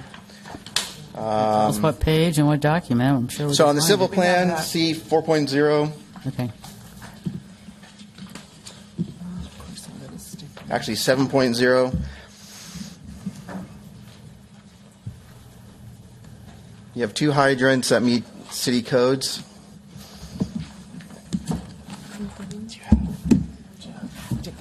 No, I'm not. It's called civil plan? Yeah, it's the C sheets in the very back. I don't know if we have the same title that we do. I unfortunately don't have access to that on this computer, so I can't pull it up. And I'll ask my other question while we're all looking for the map. Is there only one vehicle charger? I saw that one number 17 located at Lot 1. That's a good question. No, they. I don't think Margie wants to see. Every. So I was told that every unit has one. Okay, so the map just shows one. And I thought everybody has to go and park at Lot 1, so. Oh, right. That would be cumbersome. Yes, it would. Right, sure. Yeah. It's actually on a different sheet where it shows them at all of them, because I checked that with a fine-tooth comb. Yeah, I bet. Lots of little. And just to answer your question about the gate earlier you had, so all gates require in the county, cities, a Knox box. And a Knox box is just a general term. It's produced by a company. Every private gate has one. Within the Knox box, every first responder has a key to that Knox box throughout the county. So it's universal. It's universal. So whether or not you're a sheriff, CHP, first responder, you go up to the box, you open up the box, and in there is a map of the subdivision or the development, so you know where you're going in terms of addresses. And the gates, if there's a power outage, there's two ways that can be addressed. You can either have a backup, like a Tesla battery or something, you can connect to that system. But there's also manual releases on the gates themselves. So once the power goes out, the gate, the electronic magnetism drops out, and the first responders can go and unlatch the gates themselves and just push them open. And then being only 3 feet high, it'd be pretty easy for any first responder to push those gates wide open and get through. So how do garbage trucks get in, and how does Amazon get in? How does that work? Well, I'm not sure about those specific things, but generally there's either a call box or the gates are going to be open during business hours, right? I mean, that's usually how most subdivisions work. So either the person's going to be, there's going to be a directory, they're going to call the unit will let them in. Some developments I've worked on actually has a station where the UPS drops the packages, separate outside the gates. So it gets done. And I think because they probably have, do they have rollaways, or do we have town trash, or are they bins? Yeah, all right. I'm not sure. We have a blue bin and for recycling, and a green bin for waste, and those are 42 gallons, and then we have up to a 42-gallon brown bin, which will soon be a gray bin for garbage. And and we have mandatory garbage service in Yountville, so every resident will be required to have that, and they come on Mondays. 27 bins. We have allowed for those 3 bins. Did I count 4? Perhaps? No, there's 3, and they have to be 3 feet apart. 3 of the large ones we accounted for in the side yard that is within the setback, fully screened, and we've adequately allowed for those 3 locations to be stored out of sight when not in use. And then I've had multiple conversations with Upper Valley, and they submitted as part of our application will serve, and we discussed how to do it. And what they're suggesting is that we're just going to place all the cans on the right-hand side, and Joel even did a plan to submit to Upper Valley showing all the cans on the right side, and the truck would go in on Olive Lane and then reverse into Olive Court, pick up on the right side, and then nose out forward. And he was happy with it, and we kind of lined it up and looked at it and felt like we had enough storage of the bins out of sight, and then also location on the Monday morning pickup. So the bins will be put out just on one side of the street, regardless of which side of the street you live on. Correct. And they'll fit 3 feet apart. Correct. Okay, thanks. Councilmember Knight, you have some more questions? Well, that's a good. I mean, I could start with the garbage service too. So, I mean, it makes sense, I guess, to put them onto the right side of the private lane. But in terms of the process, it would be the garbage Upper Valley will be going up through the project, picking up on the right, and then having to back up their unit into the court. Okay, so that's a backup of probably just one of the homes or something like that. I mean, one things we know about those trucks is once they're backing up, they're making a lot of noise. But so they're making a backup of half of the drive lane and then turning into Olive Court. That would be the routine that they would do, or They would be turning left onto Olive Lane, so they would ultimately leave the subdivision nose forward. Okay. Okay, good. Maybe I just have just some general questions also with the engineer here, and I'm sorry. Thank you for your report, and I'm sorry Catherine Austin's not here because I did have some questions about the architecture, but just generally in terms of to discuss the whole project,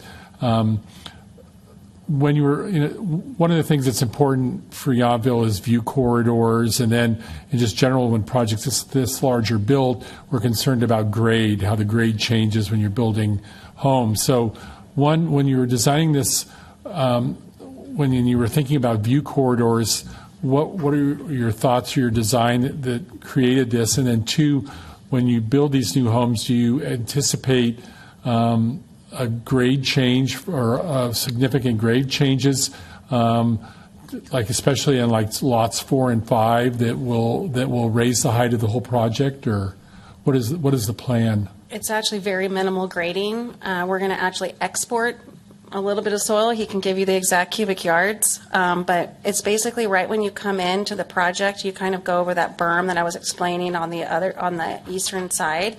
It's just going to kind of smooth that out to make that so it's ADA and it meets the standards for the road. But 4 and 5 are natural grade, and the pier and grade foundation. That's why some of the elevations that you see on 4 and 5, it's all accurate. It's true grading, and the steps on the eastern edge of lot 5 is significant because of the grade change. It's just we can't change the natural grade because of those oak trees as much as we wanted to get the 0 universal access entry and slab on grade. So, and the designs for 4 and 5 that place those homes so close to the northern fence and the property line, are they driven by the fact that you have because of the heritage oaks? I mean, ideally, obviously, I'm not sure how long that rear frontage property, the rear property line is, maybe a couple hundred feet, but both those homes are, cover close to probably 80% of that rear property line within 5 foot the property fence. Was that the only design that Catherine could come up with that would? Is the purpose of it was to preserve the trees, or I mean, why a design that is so close to the northern property line, and obviously is a concern to the neighbors for privacy and. Yeah, I have extensive slides that I prepared in response to the public comments. I'm happy to answer that question now, but I kind of would like to reserve that and go through that second presentation so that you guys can see the reasoning behind it. It was very intentional, and we did very mindful design around that, and I can walk you through the process that we took to get there. At some point, I would want to spend some time on 4 and 5 because the heights, the building heights, the location to the northern property lines, and the 5 foot, the minimal 5 foot setback. I mean, it's a concern. It's unusual. I mean, it's a significant impact to the neighbors, and I would like for you to review it at some point today. Shall I reserve the right to respond after? Or yeah, because I'm just to kind of remind everybody, because I did have a detailed list, and I promised everybody I'd tell you again. So where we are right now, I don't see any more questions from council. I am going to take public comments. I'm going to tell you this. I'm going to tell you each step again. So again, you can kind of just have it in your head. So right now I'm going to take public comment, and each member of, first I'm going to ask the clerk in a minute if she has any written public comment, and then we'll take public comment for 5 minutes each.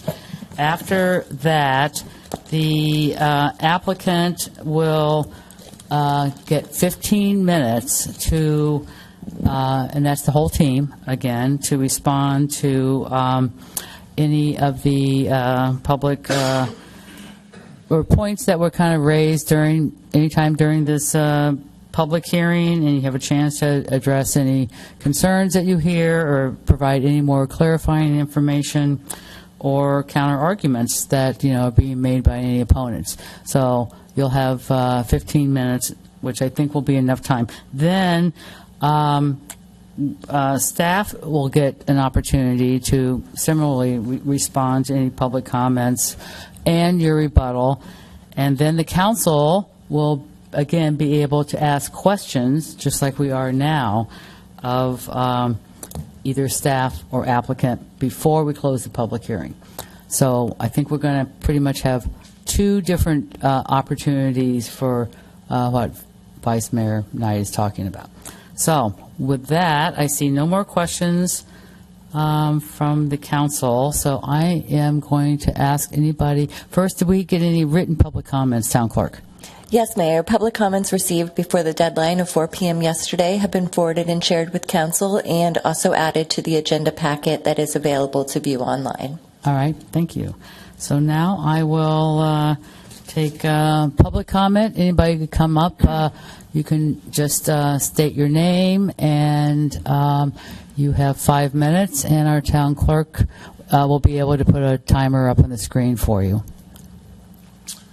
Thank you very much. My name is Michael Bork. I just actually have some questions that I'd like to pose, and I suspect that it makes more sense for me just to list them, but we can stop and ask the applicant.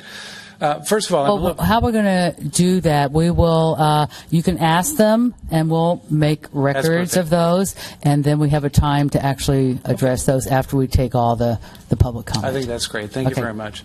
So I'm a little bit concerned about the parking, and specifically from the standpoint of safety on the crossroad. I'm a frequent bicycler, and I often use the crossroad to leave town or to come back to town. And I'm a bit concerned about the fact that, as someone, I think someone asked what happens when there's a party. I mean, if you have families and they have kids, they're going to have people visiting. If they have a party, they're going to have all those kinds of things. And it seems that it's going to be inevitable that somebody's going to have to park on the crossroad. And there's a bicycle lane there. There's a variety of other things like that. And it strikes me as being, a bit dangerous. I'm also conscious of the fact and pleased that the applicant almost at the very beginning of their presentation indicated that they were inviting people to walk within their development. So I question, as you very well know, I question the use of the gate in that regard, but I appreciate that, and I would probably walk my dog over there because I only live a couple blocks away. I'm there too. I'm concerned about the safety of that. There's no sidewalk. Even in Washington Park, there is a sidewalk that is shared with parking, of course, but there are plenty of places for me within that development to be able to walk with my dogs or on my own and do so safely. And so I'm a bit concerned about that, and that could be, I think, interesting to be addressed. Units 4 and 5, as Eric mentioned, it feels to me that they're a little bit of a trick because when you look at them, the length of them suggests that the back is to the north and the front is to the south. And it seems to me that the use of a 5-foot setback on a house that, at least looking at it from above, clearly looks like the front is where I would expect the front to be, and that the north is where the back should be. And so, as you know, not only do we have the issues of the setbacks and so on, as some residents have already mentioned, it strikes me as something that should be fixed.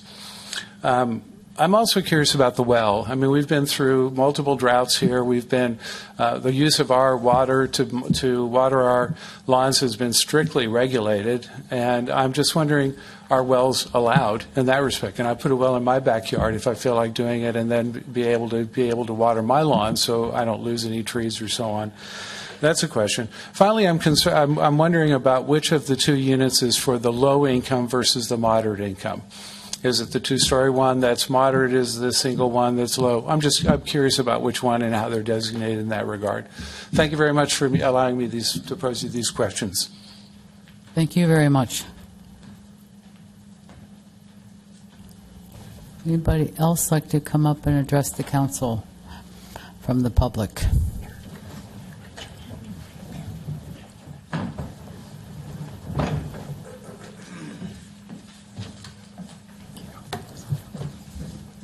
Hello, my name is Helen McDermott, and I'm a 40-plus year resident of Yountville and live in the neighborhood. And I would just like to raise a couple of concerns that I have about the entry gate, which I think is not Yountville friendly. And we have many places where we could have gates, but we don't. And I don't see that really prevents people from either walking their dog or parking. I think it does. Anyway, I think you know why it would seem like not something that has to be. But I'm concerned with parking on Yountville Crossroad, and we're going from a development or a location that had 2 residences to one that will now have 10 residents. So there's a lot more people living in that 1-acre parcel, and there's going to be a lot more vehicles. A lot more people coming in and out, some concern with the safety of both the people who live in that as well as the people who reside in their kids walking home from the bus and people on bikes. So the visibility of entrance and exits from that property has always been a concern when Louise and her family lived there. So, of course, I'm also concerned with the exemptions that are being given for density in an area that is already pretty dense. And but maybe there's nothing that can be done about that. But as a resident here, it would be nice that it wouldn't be as dense as it's being proposed. So those are my comments. Thanks. Thank you very much.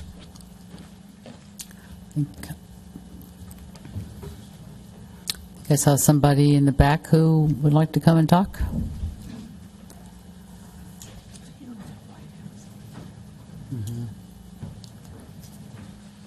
Good afternoon, Mayor and Town Council. Thank you for listening. My name is Jerry Glambati, and I own the property to the east of the development, 1950 Yountville Crossroad. And I had a couple of comments to make. The first one is there are 2 trees, 21 and 22, that are slated for removal.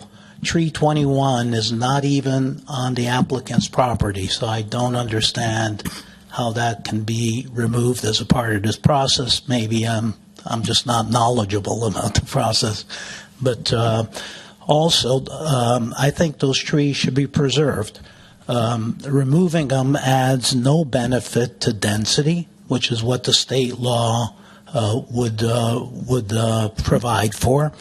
There's a retaining wall that's being built, but that retaining wall can certainly be modified to preserve those two trees. There was a discussion at the zoning ZRB meeting. The applicant said, well, we can't do anything about it. Those trees have to go. The retaining wall cannot be changed. And I just don't understand why that is. There's no arborist report on this topic, nothing from civil engineering. So I would ask the applicant to revisit that. The second thing that I wanted to bring up in the staff report, there was a slide that talked about fencing. And the comment was made that fencing would be built on top of a retaining wall. I have a retaining wall that we built. That retaining wall is fully on my property. And we don't really want a fence on top of our retaining wall. So I just want to make sure that as a part of this process, that this doesn't get approved, and I show up one day and, somebody's done something on my property to put a fence up where I didn't intend for one to be. And then the last comment that I would make is safety. I think there are safety issues for pedestrians outside the property. Lack of a sidewalk to the east of the property, I think, is a problem. And I would just urge that be revisited. So thank you for visiting. Good afternoon. Thank you very much for your comments. Would anybody else would like to come up? We have another taker. Why not? Alan Tenscher, Yountville. I've spoken twice at the ZDRB, and so I'm not going to rehash much of that, except that I agree there's no reasonable reason for the gate. And then I object to the nature of the development being, essentially luxury homes. We get 2 affordable housing units, but we have a much bigger need for affordable housing so that we can not have as many people coming from Vacaville or Fairfield or points even further away to work here in the valley. So that's that. The other thing is I'm a avid gardener and orchardist, and I love growing things. But I did hear at the complaint or concern on the part of the Crossroads condominium people that some of the fruit trees, maybe some figs that exist on the property are, a source of rats. And rats are a problem here in the valley all over. I was just at Orchard Supply today and couldn't believe a 4-foot wide and 6-foot tall display of rat traps, if you can imagine that. So I've never seen that before. But anyway, my point is I'm all for fruit trees, but as part of an HOA, they take a lot of maintenance. You got apple trees, they get fire blight. Pear trees get fire blight. Plums get all kinds of different diseases, and then somebody has to process the fruit, and that's a lot of work if you don't live here.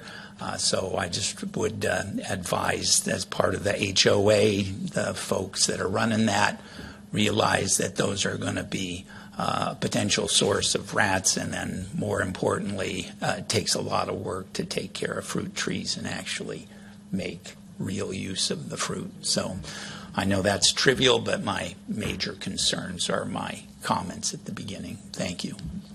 Thank you very much.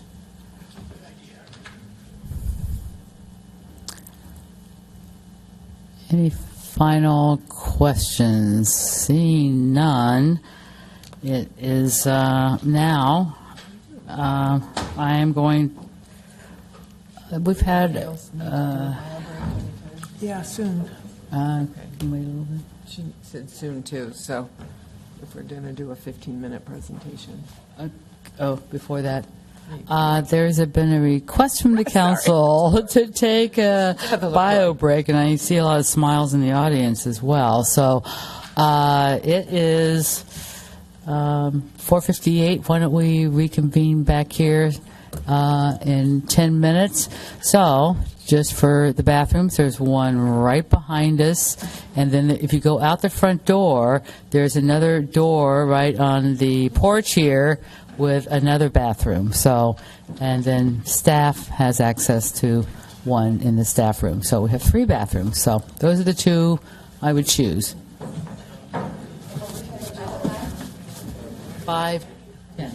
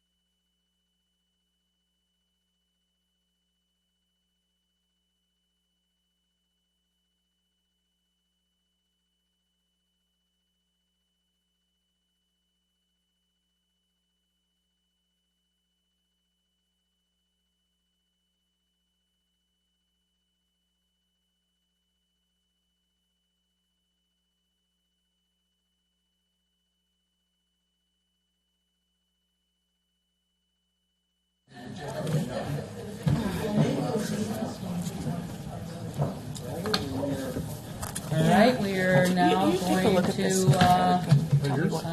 what you think about that. Turn to our public hearing.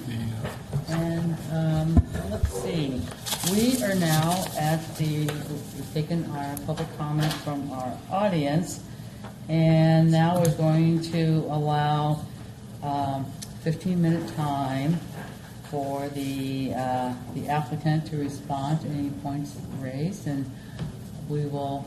If you have slides, I think we're going to put the timer on the drive for you. Okay.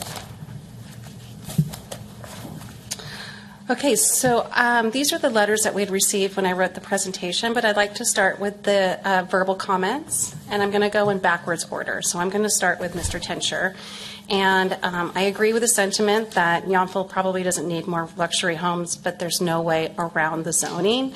The zoning is single family, low-density residential, and they have to meet the objective standards. Those objective standards require the minimum lot size of 4,000, maximum of 8,000, and then once you get into a subdivision of 5 or more, there has to be difference of lot sizes.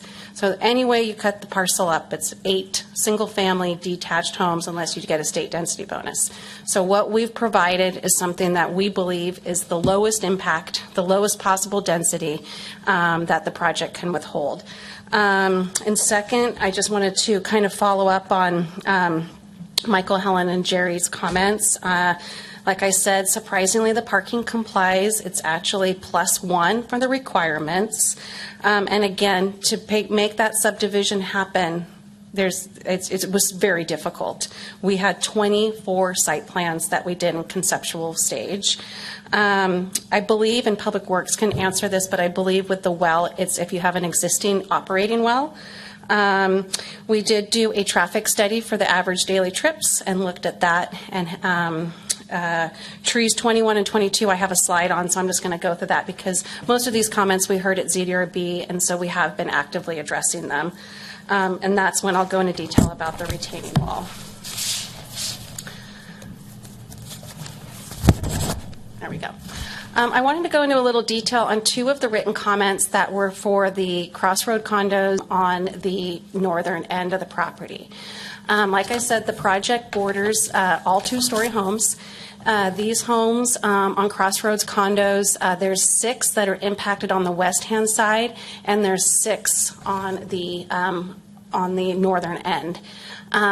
When you look at the project as proposed, the rear yard on the west element is not as much impactful because that's the rear yard.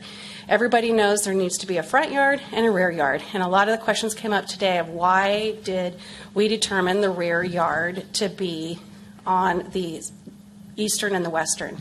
So this slide shows the trees. This is both that Heritage Valley oak tree and then all the mature trees that we're preserving and protecting. This slide also shows 2 trees that are on the crossroads side, and this really is why it dictated the rear yard. Again, the number of units were dictated by code. We tried our best to reduce the amount of impacts, and the trees led the entire design of the project. Again, when you look at the existing development with the proposed development, you can see that we had to also follow the existing pattern. What you see in the yellow is the 2-story portion. This was very intentionally designed. The 2 commenters are, you can see the little opening where the 2 trees are. That's an opening in those 2 buildings. The 2 commenters were the 6922 and 6920. And so as you can see, the 2nd-story structure really was designed intentionally to be in between that structure on lot 4. Further, they said a 2-story on 5 feet from their property. That was the second one in. That's actually where that group of trees is, and that setback actually goes to about 7 feet, and it'll be just a 1-story.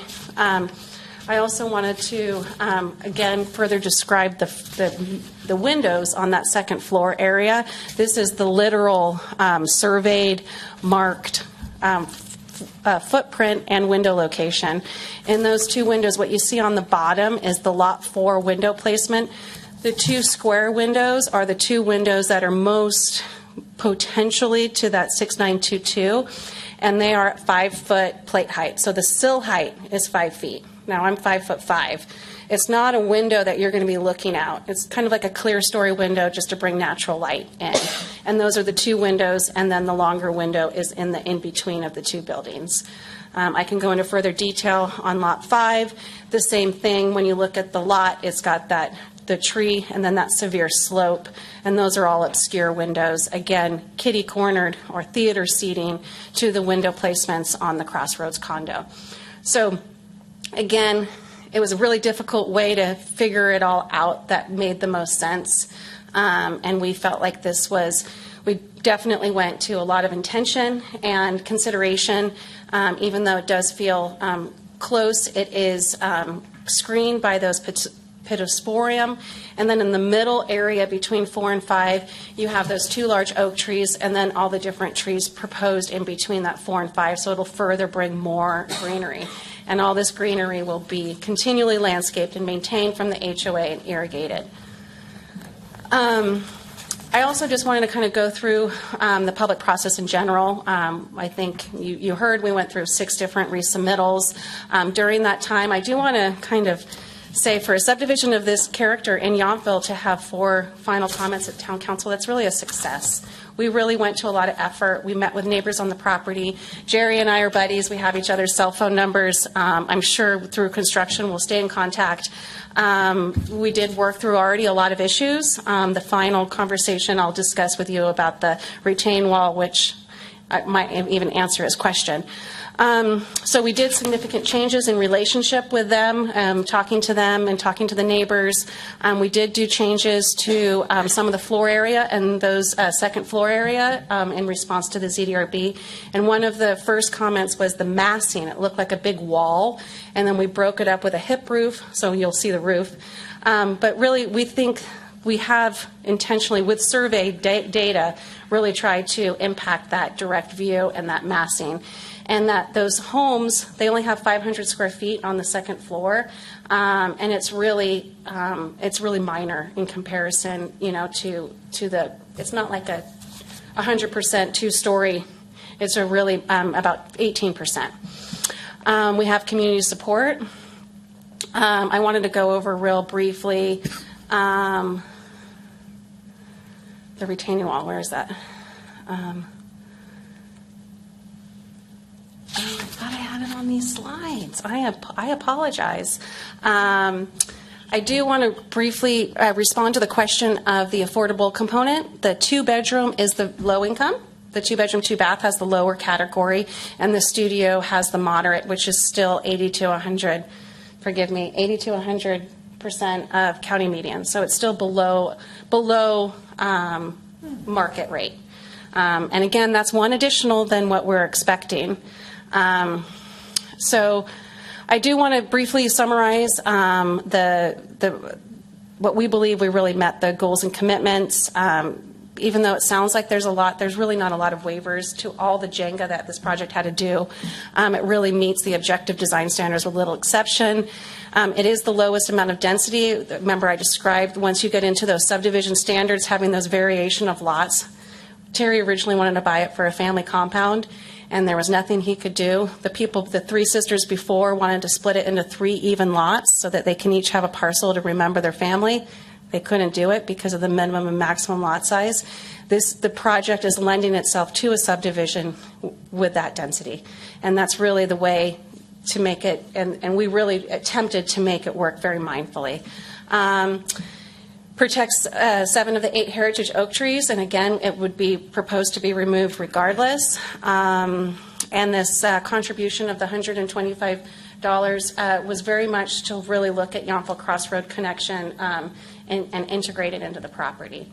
I'm halfway done, so if you want to put up that Exhibit B. Go to slide 5 where the trees are. You can talk that way. Oh. So we are proposing, Mr. Glomboski on the corner, actually this one might work. So you can see the Glomboski property on the right-hand side, that is to the east.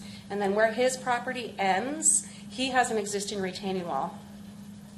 From his property north, we are proposing a retaining wall. That little green square is a retention basin, and it's a tremendous drop of 8 feet, 5 feet. And so the retaining wall is necessary to hold that dirt in. And the retaining wall, because if you do a retaining wall with a fence on top, it actually becomes a safety concern. So we actually had to do a guardrail. And so the way we've designed it is that living hedge.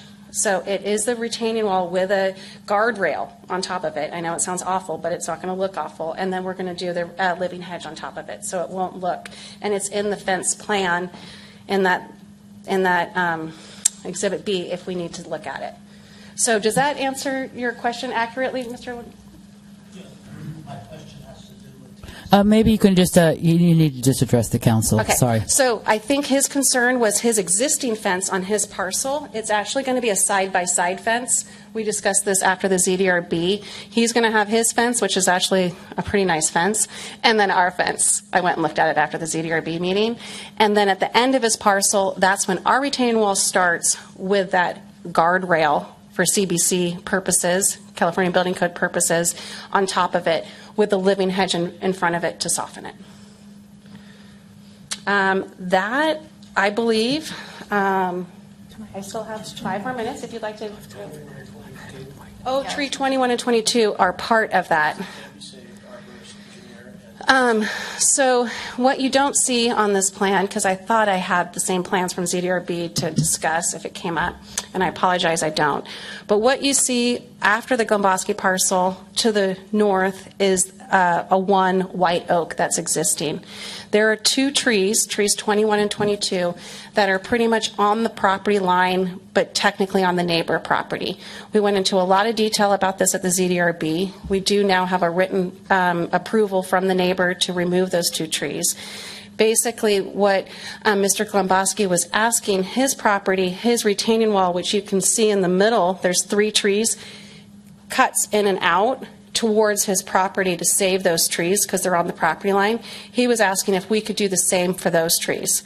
Because of the grade change, the arborist opined on it, and he said, you can't cut in to our property because you're going in the upslope, and so it would damage the tree roots. So we can't do the same cut around for those trees. He also said even if you cut into the neighbor because of the grade change, those trees would be compromised. So those are 2 of the 12 trees that we're requesting removal of. And we did look at alternatives, but sadly we cannot. So that, I believe, answered the final question. And we still have minutes if anybody wants to answer. Okay. Thank you very much. And, okay, so now I would like to allow staff time to respond to public comments and the applicant's rebuttal, if you would like. So, Heather, are you going to take the lead there? I've written down some kind of questions, too, for... Yeah. If you don't have a complete list, I've got a few more. Yes, please. I will note, I'm glad to hear they have received the written permission because we did add an additional piece to condition of approval 3 that requires that prior to removal of any trees not directly on the applicant's property that they have to obtain written permission. So, and provide it to the town arborist who will be overseeing tree removal. So that's the only thing I have to add to that. What questions can I answer for you? Well, first I'd like to go to our Public Works Director. There were some questions from the public regarding parking on the crossroads. Can you address that for us? Yes, is the microphone working? Just check. Okay, thank you, Madam Mayor and Council. I'm John Ferns, the Public Works Director. The current configuration of Yountville Crossroad has on-street parking to the west of the entrance of this project, and that on-street parking is proposed to remain. And then from their entrance to their project to the east, it's a bike lane only, and it's signed as bike lane only with no parking. So it's restricted no parking from the east of the the gentleman's property to the east of this project. So the parking on Yountville Crossroad on the north side of the road is existing and will remain west of their entrance of their project. All right. Thank you for that response. And then I think another one I'm going to hand off to Gary. One of the public they were asking questions about that the applicants invited them to be able to walk on the road, but it's a private road. Can you tell us a little bit about restrictions on a private road? Yeah, so it will be private property, so it's whether or not they're inviting the public to come onto it. That's the answer. So yeah. And how will we know that? So it depend on the owners there of the different parcels, and partly the HOA and partly the other practices of the property owners there. Okay, thank you. Let's see. And there was also, maybe I'll go back to Public Works Director. There was some question about having a sidewalk to the east of the property. So we did look at that as part of this application and came to the conclusion that to construct the sidewalk easterly of the entrance of their project would have significant impacts to the trees and the slope there. And there is no destination. There's no sidewalk along the frontage of the easterly property, nor is there a sidewalk that continues easterly on the north side of Yountville Crossroad. So the staff does agree that extending the sidewalk on the easterly frontage of this project would be a significant impact to the trees and the slope there, and arrive at a dead end at the easterly edge of their project. So, and it would be a barricade that says no sidewalk beyond this point. In addition to that, we are looking at, and we have a draft plan to construct pedestrian facilities on the south side of Yountville Crossroad from Yount Street to Staggs View. So we have a conceptual plan that would provide safe pedestrian access from Yount Street to Staggs View on the south side of the road and provide a place for pedestrians to walk. All right, great. And I think the last question I have on my list, I'll check everyone else's list. There was a comment about fruit trees attracting rats. So is that something the applicant would like to discuss, the addition of fruit trees? I believe Terry's already had this conversation with the HOA, and he's agreed to, during demolition, take care of any potential rodents. I believe there are existing rodents because it's a very rural agricultural property. In the future, for future fruit trees and et cetera, it's going to be managed by the HOA, and there'll be CCNRs that will be clear to harvest the fruit and make sure you take care of it. Right. So I think in the future, once developed, it'll be a much different situation. And I know Terry and the HOA board president have already had conversations about what to do now and during construction. All right. So I'll go back to staff. Did I miss any questions that anybody else had on their list? I see heads shaking no. So now I'm going to move on and ask the council if they have any further questions for staff or the applicant. And after this round of questions, I will be closing the public hearing, and it will be bringing it back to council for decision. So, council, I see a lot of lights lighting up. Questions, and just let us know if you'd like staff or the applicant to reply. Vice Mayor Tripp. I wanted to ask the applicant, and I'll ask the question, and Gary can tell me if it's not appropriate. I know you've been in discussions with the HOA. Is there any incentives or financial aspects that have been provided to the HOA in terms of this development? Advantages, disadvantages, construction, something that will significantly benefit them? Is that a legitimate, is that okay to ask that? Well, just one clarifying point. Are you speaking about the HOA that will govern these properties, or are you speaking about the other existing one, the neighboring HOA? Okay. Is that? I think it's okay to ask them. Questions? I'll just be honest. I've heard that part of this, which might make sense, is the willingness to pay for a whole new fence around the HOA. Is that correct? And a very sizable amount? Councilwoman, so the discussion that we had with the HOA when we presented the project to them was after they met with their owners and the residents and their members, they had two issues that they were concerned about. One is the rodent population and the increase that may occur as the project changed. Right now they see rodents transferring from trees to roofs, and they're interested in resolving that. So we basically said, well, the whole new environment, everything's at a different dimension, stuff will be trimmed and maintained, and so we will commit that you won't have that continuing problem. Now, that doesn't mean we're planning to go to their residences and manage the rodents, but as it relates to our project, it will be a completely different dynamic there. Instead of an unoccupied, unmaintained property that's overgrown, it'll be clean and nice and so forth. So that was the first issue. Part of that same question is in managing that, if you have a fence I think that fence has got to be 40 years old at this point. We already had planned to put in a new fence.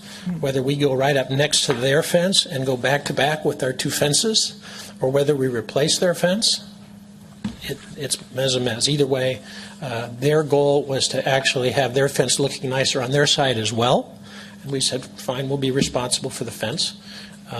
They will have to accept the extension because the fence is allowed to be 6 feet, and you can put a 2 foot on it if everybody agrees. So the HOA would have to agree to that, and we've submitted the fence design for them to look at.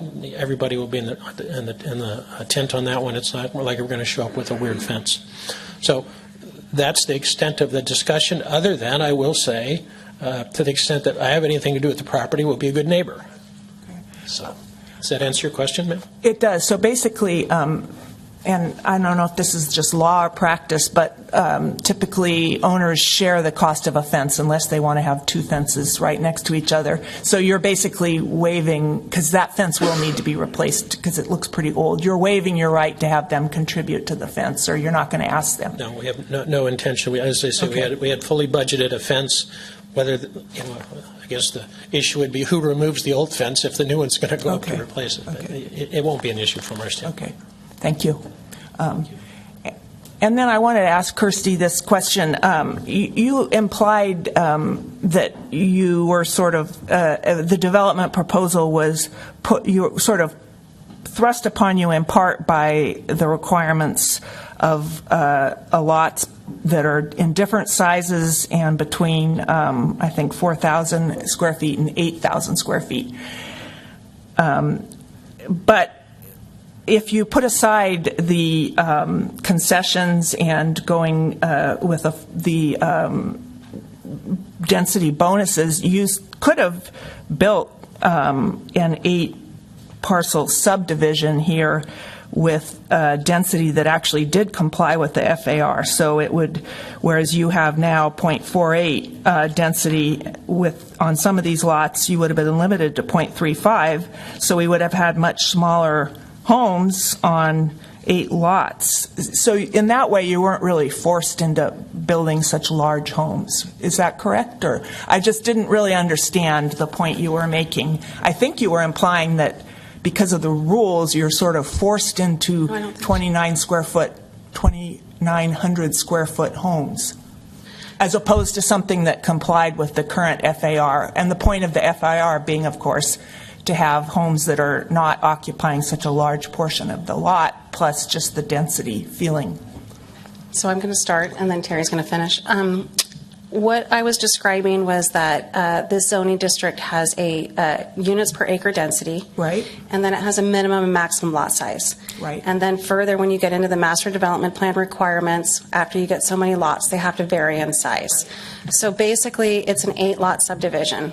In regard to your FAR question, we chose to offer the 2-bedroom, 2-bath. The reason for the concession was because we thought the historic nature was actually. But no, in terms of your original, I just wanted to clarify that you weren't forced to exceed the FAR. You could have developed I'd like to describe the FAR one more time, though. So there is that section in Yountville Code 17100. I put it up there. I don't remember it.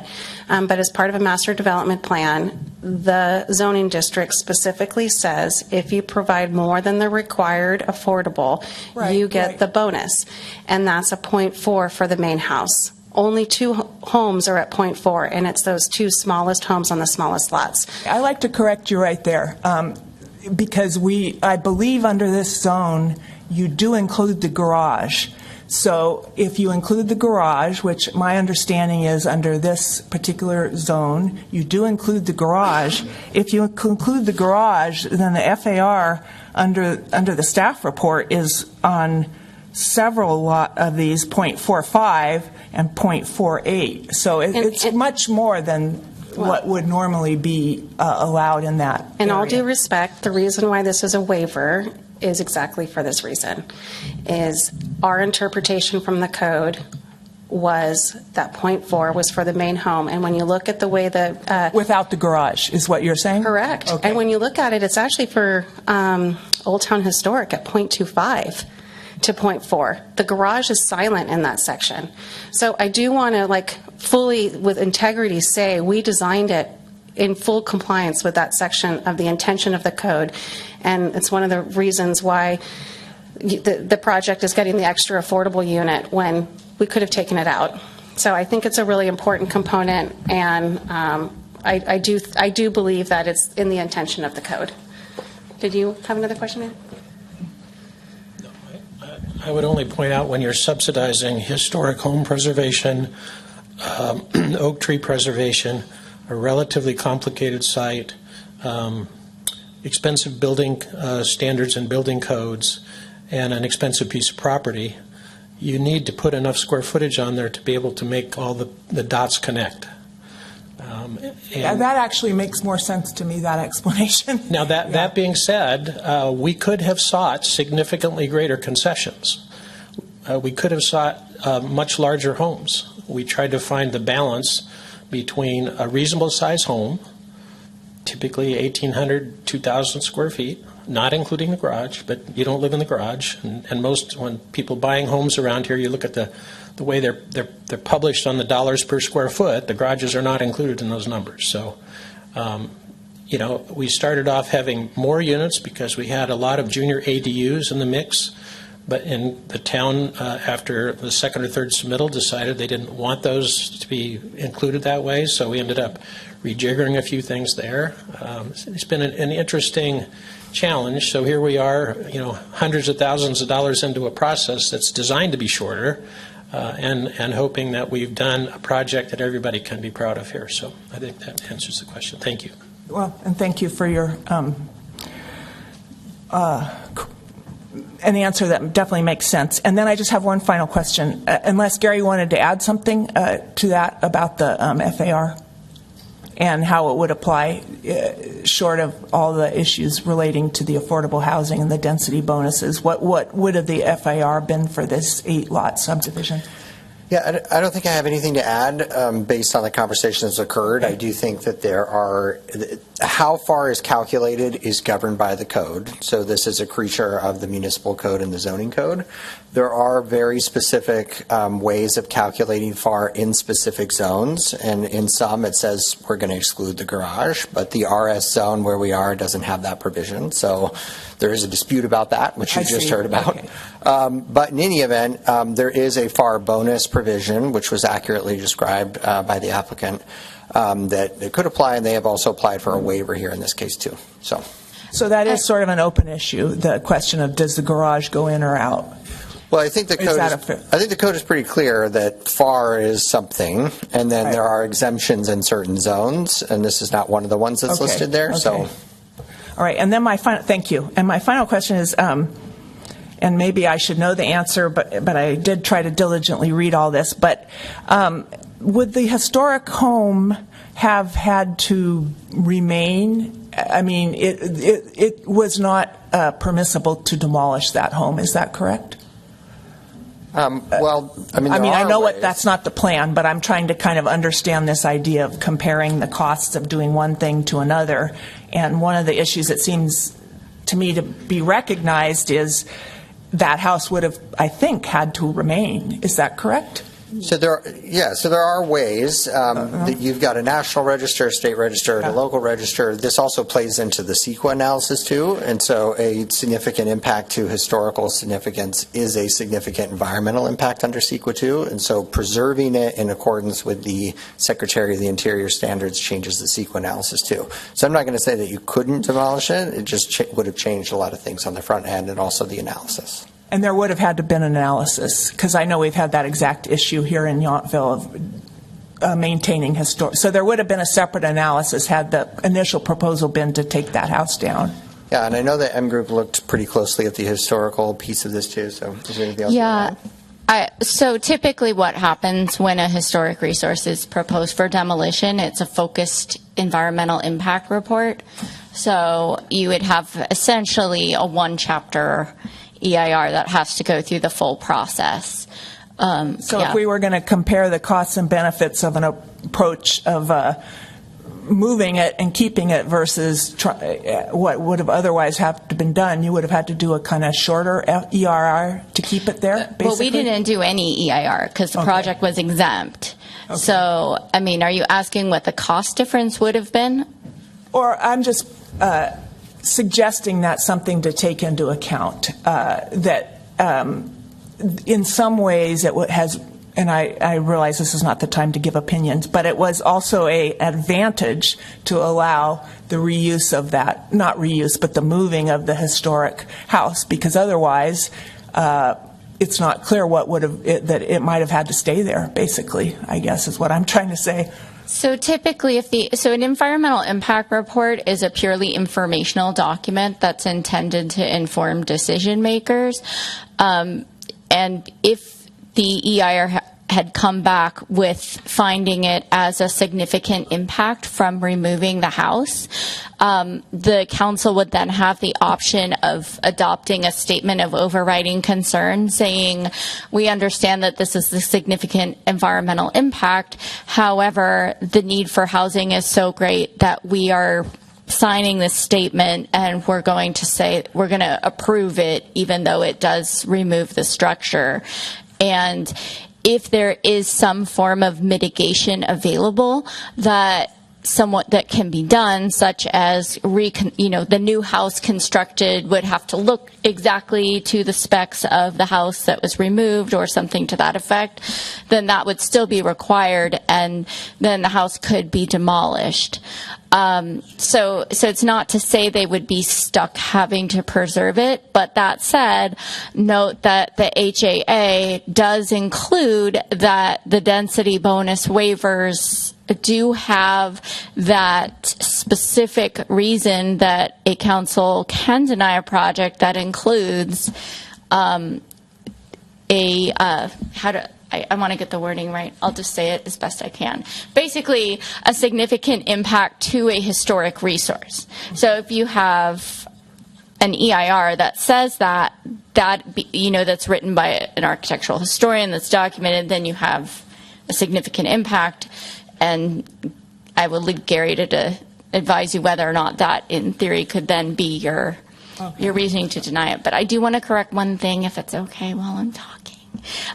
So just to be clear, this project was not eligible for 17.100.040 because more than 25% of the lots exceeded 6,500 square feet. So that section of the code cannot be applied to this project. And what section is that? I know the number, but what does it say? Sorry, that is the section that says that there's an FAR bonus if you have a certain number if you exceed the affordable housing.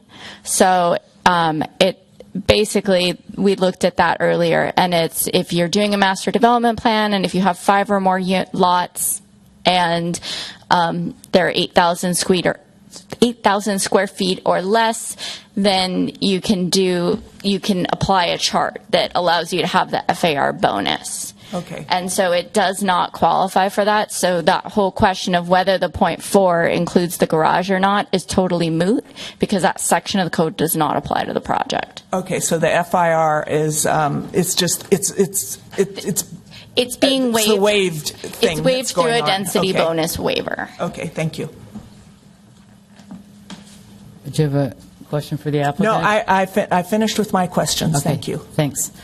All right. All right. So I have a couple questions, and I think the first one goes to Public Works Director one more time. There was a question about the wells and digging wells. Can kind of give us a little well 101 on how that works and whether they're monitored.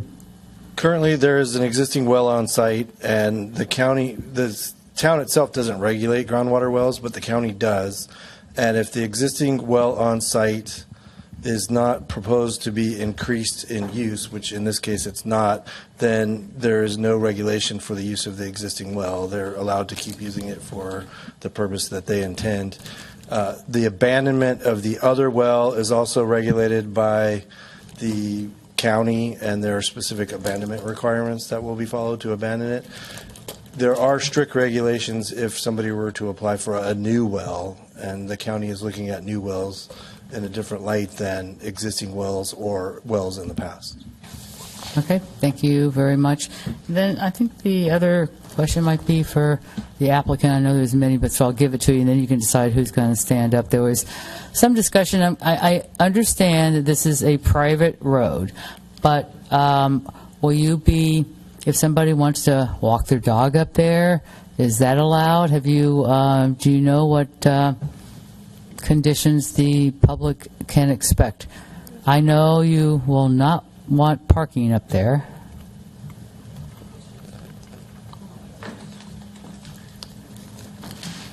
We tried really hard to get a sidewalk. Can you aim the mic? Yeah, either one. Whoever's speaking. Okay. I just wanted to share that we tried very hard to get a compliant sidewalk, and because of the minimal grading from the trees, it couldn't be ADA. So that's the reason why there's no sidewalk, is because it can't be ADA legally. And so we tried, we can't. I'm just gonna put that out there just so that you guys understand why. So we're not encouraging pedestrian traffic and walking pets. But to a practical standpoint, I think unless there is a town law or an ordinance or something along those lines, it's the HOA of the subdivision that would probably weigh in on that. Okay. You might have a group of people that love to have their friends come and bring their dogs and have a good time, and you might have a group of people that says we'd rather not clean up everybody else's pets. So I'm not really sure where that is. We haven't got that question asked before. So Okay. To be determined. Good. That's the short version. To be determined. Okay. Thank you. And we have some more questions. I'll see who they're for. Councilmember McKee-Kent. Questions to staff or the applicant? Okay. Start this one to Public Works Director John Ferns. You said you had been working a little bit with staff on the thought of an access road, or rather a sidewalk on the south side of Yountville Crossroad. Do you have, just off the top of your head, an idea of the cost of that? No, not at this time. Does $125,000 help to offset at all, or are we? Yes, the proposed $125,000 would help offset the design and construction of that. Okay, that's good. I mean, I'm feeling like at least having a sidewalk on that side, it does make sense, and it will help foster safety for sure, and hopefully slow cars down in that area. Trees 21 and 22, and this would probably go to Kirsty, their tree expert. Why are they being brought down? Are you able to see where tree 21 and 22 is? Well, I know they're just beyond Mr. and I'm not going to Jerry's Lomboski. They're pretty much on the property line beyond Mr. Lomboski's property and the crossroads, that kind of eastern section of the property that goes on to the Hawksley property. To install, so Mr. Lomboski already has a retaining wall, and we're going to be extending it that 72 feet, I think it was. They're totally being brought down because of the retaining wall and they're right in the way. And they're actually on the Hawksley's property. And so we had to contact Mr. Hawksley to get approval to remove I them. understand he gave you approval, but I think the comment was made that it would jeopardize the tree to do the retaining wall. Do we not want to just do the retaining wall and then find out if the tree can survive? They're right in the way. The only way we could do it is if we did that jog. And if you do it onto the neighbor's property, that would be another conversation that we couldn't commit to. And to go into our property, we're going into the upslope. The arborist was like, there's no way those trees are going to survive. They're relatively small oak trees. They're not native tree. They're not a heritage oak tree. I think they're both deciduous, so I think they're both small valley oaks. Maybe one's a white oak, and they're included in our ratio of replanting. And we are planting 36. I mean, they're going to be mature oak trees that we're planting. It so just seemed like that was a privacy issue for the existing neighbor living there. I think it's. He had said that in the ZDRB meeting that it's the Hawksley property. Okay, so he might have been talking about other trees that had possibly. Well, I think when he went to the ZDRB, they asked for him to jog the retaining wall, and it made sense because it jogged into his interior yard, and there was no grade change. If it made sense for us, we would totally do it. We had to ask for a continuance, go find out with the arborist, the civil engineer, find out if it was feasible.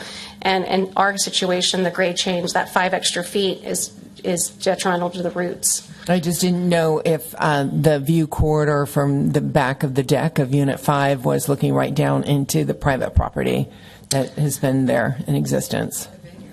It's probably about... Well, it's a vineyard, but if you look a little bit straight ahead and to the south, it's a existing house. We can also look at the slide. It's 72 feet. I didn't know. He had talked about privacy concerns, so I'm just relaying that. Yeah, 72 feet, and then it is the ADU in the back. So I do know there was a place where there was an open yard, and then also on top of that retaining wall, there's going to be that guardrail.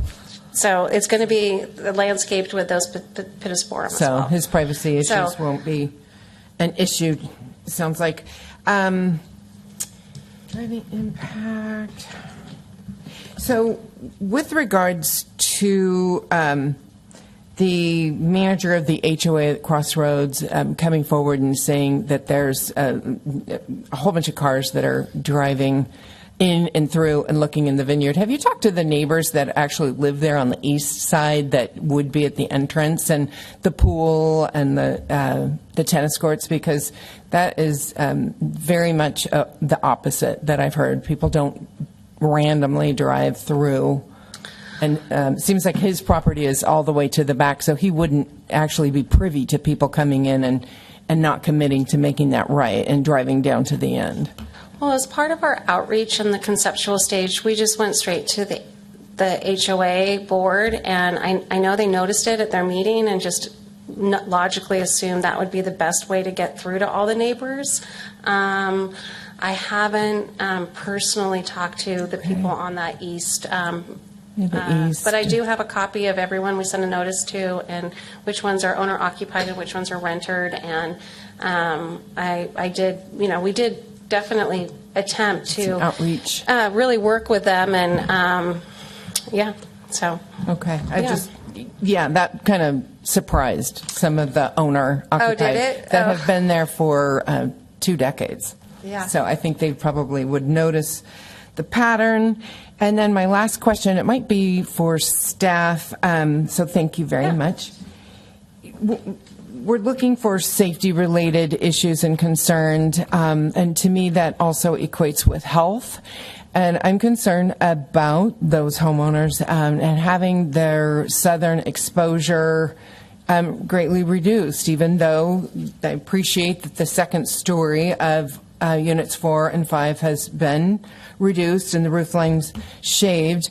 But I'm thinking that the massing that is still there is going to take air circulation. It's going to take southern exposure sunlight, And I would think being 5 feet from a fence with the planting to try to make it seem a little more user-friendly, it would be a fire concern.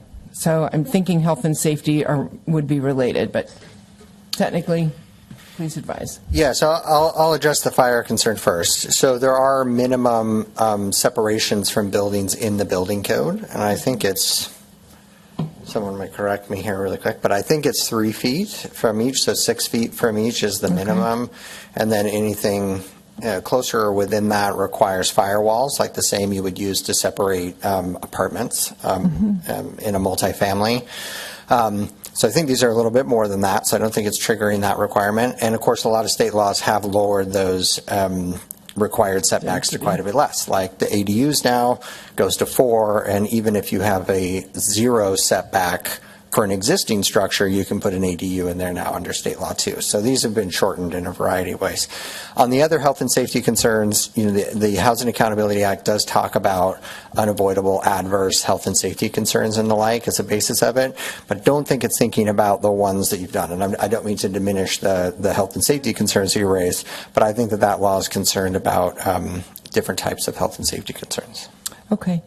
Then lastly, for anybody that has tuned in that is not understanding of the HAA and being consistent and why in some ways our hands are tied with the waivers and such, will you just briefly repeat why we are also not able to refute any of the waivers? Yeah, so 2 separate laws and 2 separate concepts, so I'll refer to them separately. So the waivers and the concessions and incentives are all under the density bonus law. Separate issue, I'll talk about that in a moment, but I'll address the Housing Accountability Act first.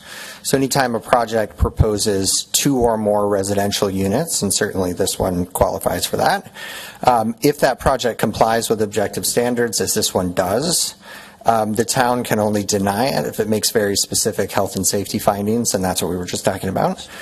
So that leaves approval if it complies with objective standards like this one does, and that's the basis for the staff recommendation tonight to approve.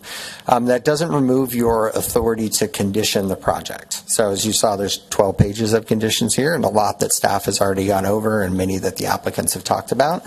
But those conditions under the Housing Accountability Act cannot reduce density and can't render the project infeasible. So those are the 2 things to think about when we're talking about conditions. So conditions that might increase the cost of the project, things like design and other things that might affect the units themselves, should be looked at very carefully so that we're not making it infeasible. Or reducing density in some way. So a condition might reduce density if, for example, you reduce the height and then they can put in the number of units that they're entitled to. Or if you increase the setback in some way that might reduce the density. And so these things were all thought through extensively with the applicants and staff and with the assistance of M Group, and there were lots of back and forth as the applicants have mentioned. So we did think about these issues going through this process in line with what those requirements are. So separate from that law is the density bonus law. When a project puts in a number of affordable units, if it's 10% or more, you look at what the percentage is of affordable units in relation to all the units. And then there's a chart in the density bonus law that grants a number of additional units based on the percentage of affordable units that have been provided, and also in some cases the level of affordability of those units. And so that law grants a certain number of additional units and then says any local requirements that would prevent the applicant from putting in those units that they're entitled to have to be waived. That's the concept of a waiver. And so you look at things like all the things they've asked for waivers here, and can we put in the number of units we're entitled to and meet this requirement? And if the answer is no, then a waiver, they're entitled to it. So given the number of units here and the affordability level, they were entitled to 1 concession or incentive. It's a slightly different standard for how we think about that and analyze it, and they're only entitled to 1 given the specifics of this project. So those waivers and those concessions and the incentives can be rebutted, but it requires substantial evidence, and they have presented evidence in the record, and staff's reviewed it, and based on that, formed the basis of the recommendation. Thank you. No more questions. questions. Okay. Councilmember Knight, patiently waiting. Here we go. I'm live. So first, I want to say that what I want to say in terms of the work for this project, the architecture is beautiful, and I know the architect and the work they put into the project is attractive and fits the character of the community.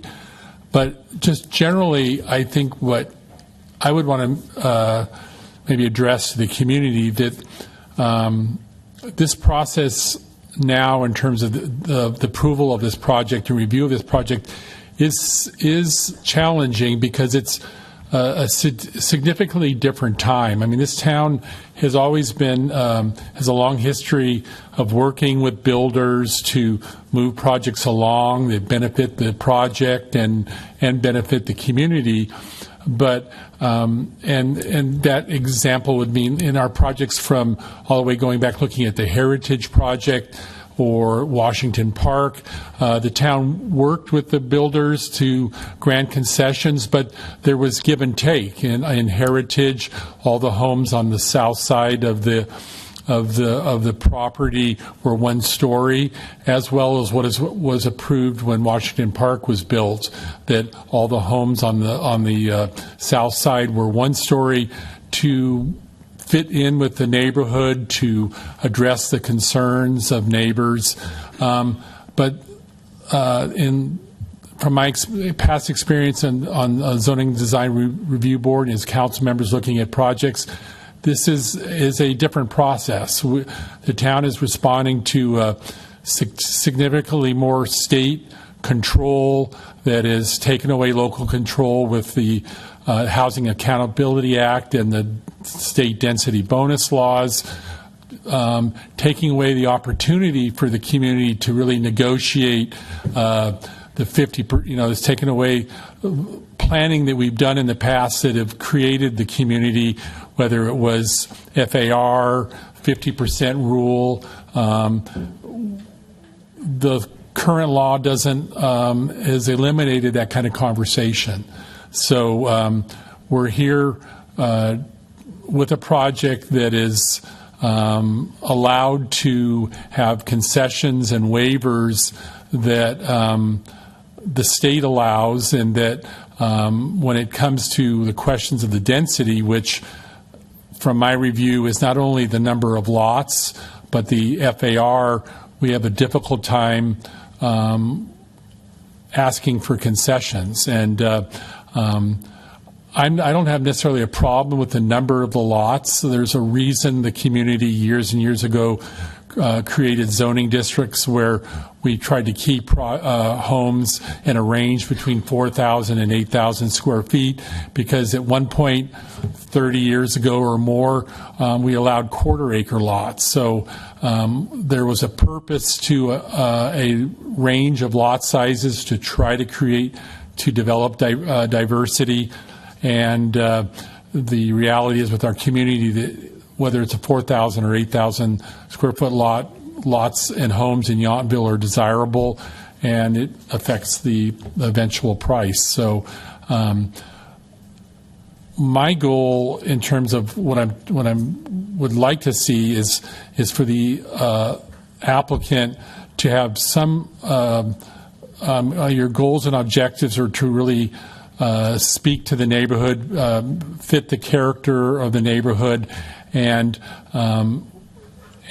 where I would see the biggest impact that you've had in terms of the neighborhood is the largeness of the homes on lots 4 and lot 5, and no matter the reality is that the closeness to that fence and the two-story elements of of those two homes have a dramatic impact on the neighborhood surrounding your project. And so I would like to see if you would look at those two homes and try to design them to reduce the impact to the homeowners on the north side, just like when in the past the community has worked with builders, when it was Heritage or Washington Park, we took into consideration the concerns of neighbors.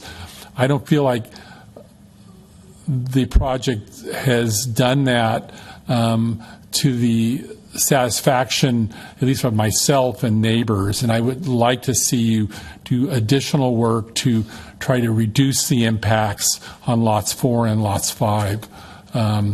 And I, as we've talked about in terms of understanding, I understand the state density bonus laws and the Housing Accountability Act, but I would hope that you would take into consideration concerns of the neighbors and do something to reduce the heights or the massing on lots 4 and 5. I think it would benefit not only the neighborhood but your project as well. So that's one of my concerns. The second I have is that would you like the applicant to address maybe that I'll question? The other biggest concerns I have is I don't think a gate for this project is appropriate. As I mentioned earlier,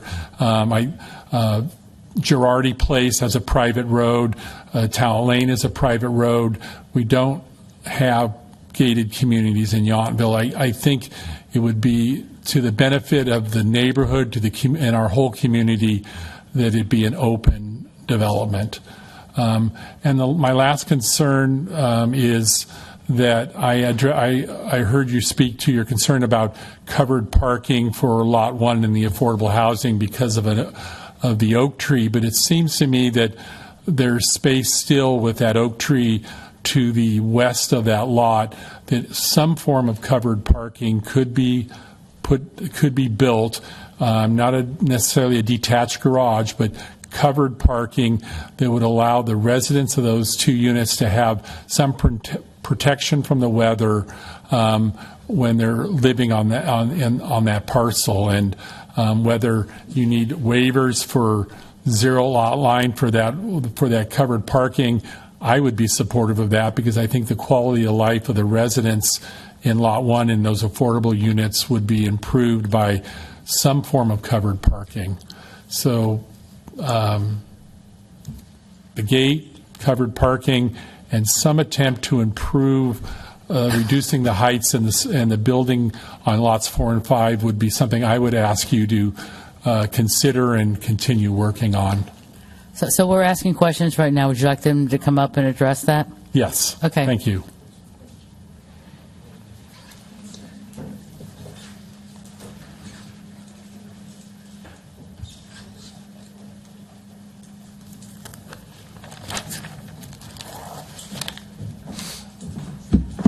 Thank you, Councilmember Knight. Jeff Dodd, land use attorney on behalf of the applicant. We've gone through multiple iterations with planning staff. We talked about it earlier. I think there's been at least 5 resubmissions back and forth, 2 public hearings before ZDRB, and we indeed tried to make some meaningful design changes in light of the need to have a 2-story units on lots 4 and 5, which really is dictated by market conditions to make this project pencil. But notwithstanding that, the architect took some measures to redesign, designed to help reduce massing, increase privacy for those neighbors that look or that are immediately adjacent to lots 4 and 5. I think the same goes to the covered garage, which, as you mentioned, would the building that would encroach in the setback. And the applicant really thinks that it's done a very meaningful job participating, going through this process, and to kind of be it here and try to negotiate on the dais is just, we don't think it's really a productive process, at least for the project where we are at this point. But we definitely appreciate your concerns. I think as this project moves forward, we'll continue to listen to the extent we're able to make some perhaps design changes that don't impact or would violate the conditions as presented before you tonight. And I appreciate that. I'm not asking for planning on the spot. I'm asking for you to spend some more time considering the covered parking and the designs of lots 4 and 5, and then come back to us with some alternatives that would reduce that massing on the north property line? Yeah, I think at this point, no, it's unfair, so I'll just be maybe more direct. I think at this point in the process and where we are right now, we feel that the design as presented before you complies with all of the town's objective design standards as presented, including all of our development waivers and concessions presented before you tonight. And as a result of that, we're really pleased where the project is right now. Okay, so we have opportunity for 2 rounds of questions. So these are just questions from the council to either staff or applicant. And so everyone's had 1 round, so we have 1 more round of questions. And then I'm going to, after that, close the public hearing, and then we'll bring it back to the council for deliberations and comments, and we'll have 2 rounds of those. So that's the, and then we'll prepare a motion. So do any council members have more questions of either staff or applicant? Vice Mayor Tripp. Yes, I had a question. I wanted to ask Gary on the topic of the gate. Under either the DBL or the HAA, any decisions we might make on the gate don't impact the density or run afoul of any of the things we're trying to avoid. Is that correct? It doesn't appear so, because the gate doesn't affect any of the units, so it doesn't have to do with the design, certainly, or the location or anything else that might affect density. And it does not appear to make the project infeasible either. So if that's where the council's going, though, I would ask for the applicant's input on that piece before we close the public Yeah, I just hearing. wanted to ask a question of feasibility legally. So, Councilmember McKee-Kent, another question. So when you're talking about penciling out and market conditions, are you considering the comps in the area currently? And this would be for anybody on your team, yes. Yes, we've done that homework. It's obviously dynamic right now. They're not heading in a direction that's interesting today. Financing is less available. Inventory is less available. But from a size standpoint, more than half of the last few homes that have sold have been the same size that we're talking about constructing at this point. I had just noted, there's several right in the immediate vicinity of the proposed site. Forester Lane has been on the market for 265 days with price reductions. You've got something on Mountain Avenue, another 2-story, 95 days on the market, and it's 1,800 plus square feet. You've got something on Yount Street that's more than 2 months on the market. It's 2,500. Those are all 3 stories. So would you please give some consideration to people that do not want to have a 3rd bedroom up on the 2nd floor? I hear what you're saying. I mean, I'm not sure what we do about that today. I mean, you might want to design some variance within the project that allows people that are older that don't want a 2nd story to have an option. I bet those units would sell first. That's all I'm saying. Thank you. So I'm going to use my question to kind of follow up.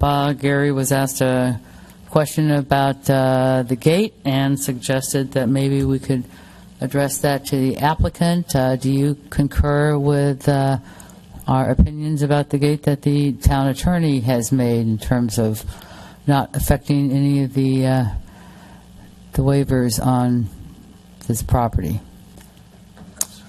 Well, specifically not reducing density or rendering the project infeasible. I'm sorry, could you repeat? I guess repeat the question. Excuse me, Madam Mayor. I'm going to have our attorney repeat it to your attorney. So the council's considering. It sounds like the council's considering an approval, but with an additional condition that would not allow that gate. So under the Housing Accountability Act, the conditions, when approving, can't reduce density or render the project infeasible. Doesn't appear that removal of the gate would do either of those 2 things, but I think we'd like your input and then also perhaps your consent to that additional condition. With respect to, so I immediately look to, as I suspect the town attorney did as well, is looking to the town's objective design standards presented, and they're applicable to the project. The town does not have any standards relating to the use of gates on private roads. And as a result of that, the town is still in compliance with the housing account, is still in compliance with the town's objective development standards, and irrespective of having a gate. To the extent of removing the gate, we had really, I think, a very thoughtful dialogue about that at the ZDRB, and ultimately, I think the comments about security and just having people that don't need to drive through there don't need to drive through there. That's really the purpose. It's not really supposed to be a prohibitory gate in a sense of, not saying us versus them. It really is just kind of a security and just a thoughtful measure of people that don't live there, don't need to drive down that road. It's a dead-end private road. So just final question. So you would agree with our town attorney that, if a condition was made to remove the gate, that it would not be detrimental to, what was your language again, Gary? Reduce the density or render the project infeasible. I didn't write that down. Does it? No, I think that would be a violation of the Housing Accountability Act to add such a condition. Absolutely.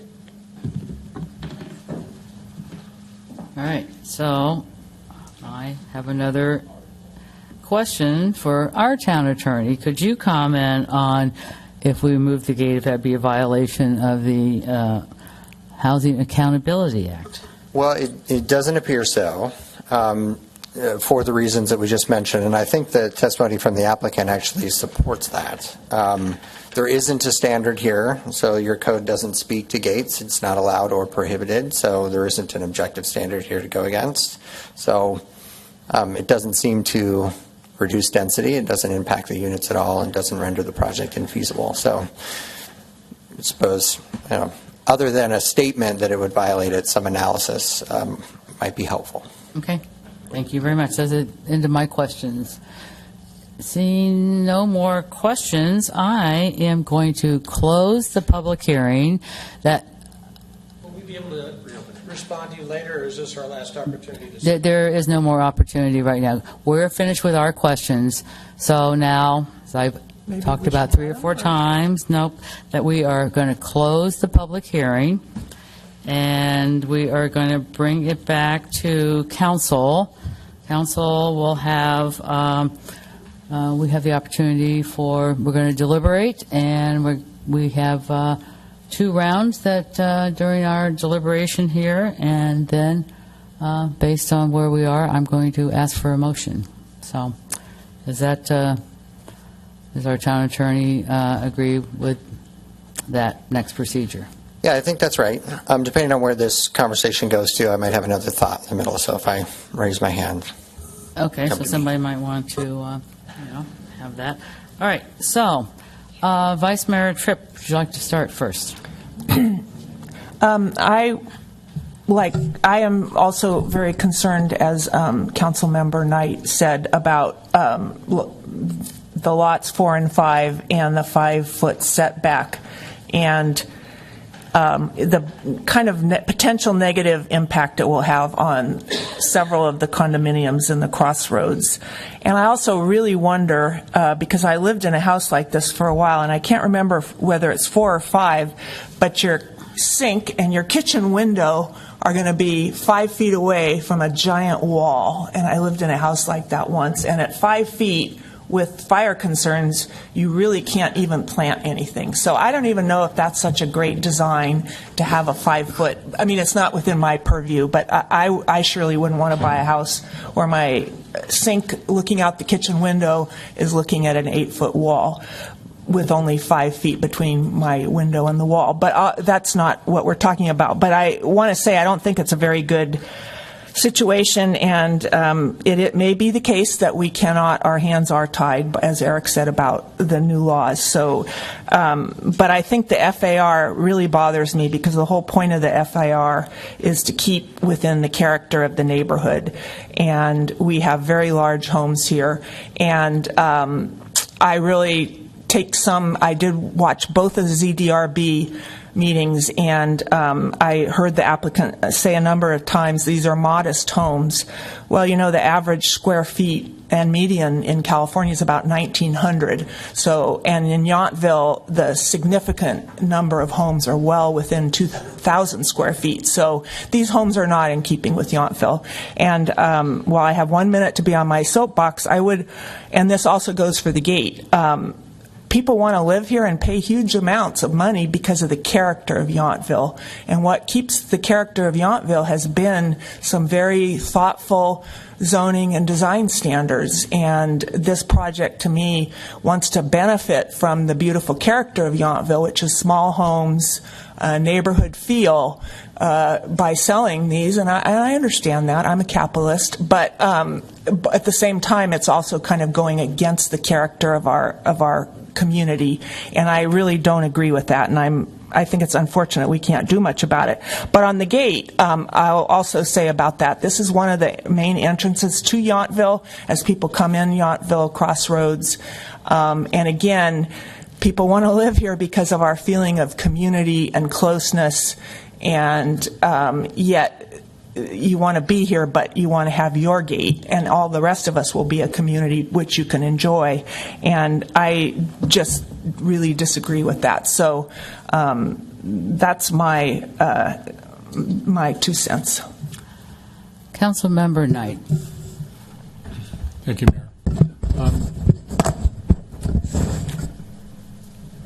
Again, the challenge, this council is having, and is that it's and I did watch both zoning and design review board meetings, and the challenge really for this whole process is that and you could feel that in listening to the ZDRB meetings, is that there's not a dialogue or a conversation about the project, which and a consideration of the FAR and 50% rule, all these design features that the community has created over 25 years that protect the character of the community. So they're just the fact that that we're not having that, and there's this feel that we're really being impacted by the state's preemption of local control is difficult. It's difficult for me. It's troubling, challenging to review a process like this. So my hope is that that you will recognize the fact that the project will benefit by Lot 4 and Lot 5 being spending some more time. I understand and I appreciate your effort to preserve the heritage oak trees, but it just seems to me that there might be a way to take the garages off the front setbacks to help alleviate the density and the heights of that project. That's what I'm hoping that, and why I would support this project going back for some additional review on those 2 items. In terms of the gate, I can't support the gate. I don't think it's required by the HAA or the density bonus laws. It's completely out of character for the community to have a gated community. And my last concern is that there be some equity for the people that live in the affordable housing, that they have some protection from rain and from heat, that you spend some time to find a way to provide some type of covered parking for that lot. I think it would benefit, again, your project and the residents of Lot 1 to have some protection from the elements. So I would like you to consider those 3 options, and I'm not asking you to do architectural planning right now here, but to come back to us after some review of lots 4 and 5 and the possibility and the providing of covered parking for Lot 1, and then to basically remove the gate from the project. So those are my comments. Councilmember McKee Cant. Thank you. So in reviewing the project objectives, I'm going to start with high praise. You have definitely developed a community that is beautiful. There's no question that you've assembled a team of architects, lawyers, land use attorneys, everybody that you needed to make sure that you came in with a complete package, and it's a beautiful community. It will be an asset to the community. But I want to start with your logo. That lock tells me all I need to know about the product that you're marketing and the product that you're selling. This is Yountville's logo, a community with a heart. So for you to take advantage of state laws to come in and shoehorn the products in the property boundaries, you're coming into our hamlet, into the heart of our community and saying, we're going to keep that gate. We're going to keep the second story, even if market conditions are showing that maybe you should try something more creative. So the character of Oak and Vine begs for covered parking for all of the neighbors there, but those poor, pitiful people in Lot 1 that don't have covered parking, that is not a way to show a community within your own HOA. And as far as the lot line, you've got people that have lived for more than 2 decades that have enjoyed solitude and privacy, and they're not saying don't build. They're not saying don't come and actually make something of this block. They're just saying give us a little bit of peace and respect. I think it needs to go both ways. So I'm going to ask that you please consider the gate, that enclave. I know that word's been used. It's exactly what is being created, and we want to welcome new people in this community.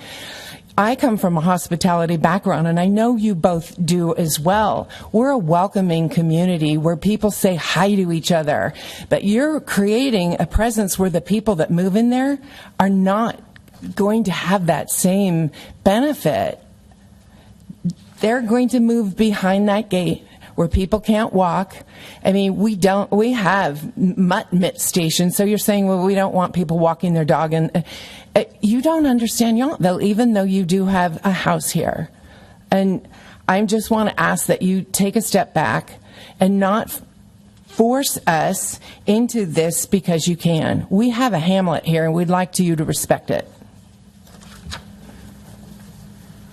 Okay, we have first rounds of comments. I think that I would like, I think you can see a lot of passion on this side of the dais, but our job here tonight is to make a decision about adopting the current resolution that is before us. I know that we can add conditions. And Gary, can you talk a little bit more about conditions? I think you've already kind of addressed the gate and your opinion about that not affecting. Let me go look at those words that you taught us very well that I keep forgetting to write down. It will not decrease the density or feasibility. Render the project infeasible. There are also standards under the density bonus law, too, for how it's designed, which is a slightly different analysis, too. My request at the beginning when I said, well, once you get into this, I might raise my hand and have some other thoughts on the process. So if there is consensus over particular conditions, seems like there might be around the gate, I think staff's request would be to continue this so that we have enough time to craft that condition and can think about it in terms of the other requirements. Okay. Also give the applicant a chance to flesh out their position, too, and we can respond to that. Okay.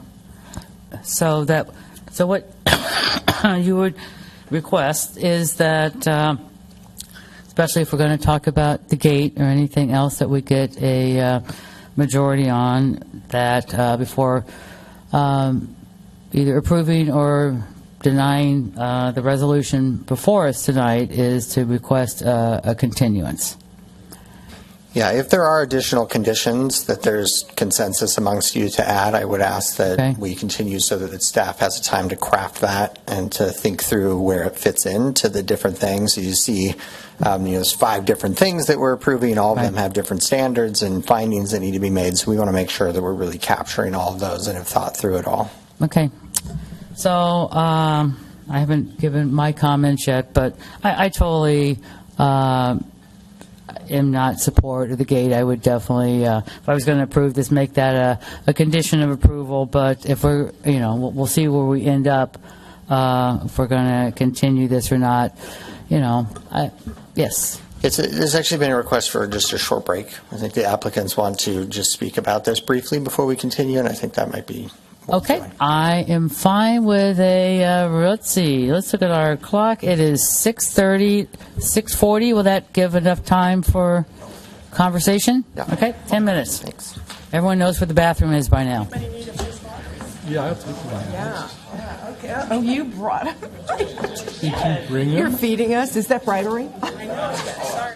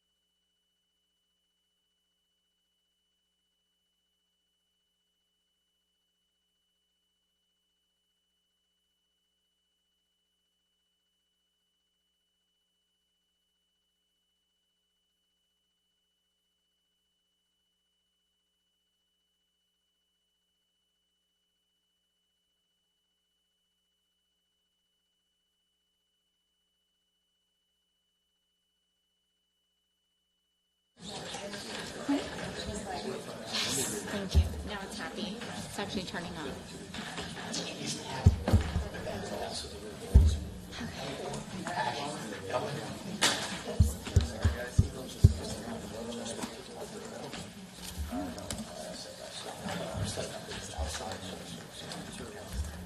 Testing. Okay, we're on. The light is on, the recording's on, and our microphone is on. So everyone was able to take a deep breath, and we are now returning. And I am going to actually reopen the public hearing. I think that there's probably some good reasons on both sides for us to reopen the public hearing. So I'd like to ask the applicant to come up and address us. Thank you, Madam Mayor. Jeff Dodd on behalf of the applicant. After hearing council's deliberations, speaking with the development team and directly with Terry, again hearing continued comments from the HOA, we've reconsidered the project design, the features of it, including the gate, and comments regarding the carport on Lot 1. Terry has decided to remove the gate in light of the concerns that council has expressed, that it didn't fit right with the character of the community. We personally disagree with that, but I think hearing this from you and hearing this from other members of the community, we would like to make sure that that everyone, I think that there is consensus on this point, that this project is indeed right for the community. In addition to that, there was comments regarding having a garage for Lot 1. Still, I think the purpose of not being able to do that garage was related to the waiver and inability to make that work in terms of the lot lines and setbacks and so on and so forth. But so instead of a garage, I think what I heard is at least having some sort of covering there to protect from the elements. And so, talking with the design team of civil engineers, what we do think we might be able to fit in there is a carport, a single carport. So this wouldn't have walls or anything like what you would expect from a garage, but it would indeed provide some coverage again for the elements for those tenants.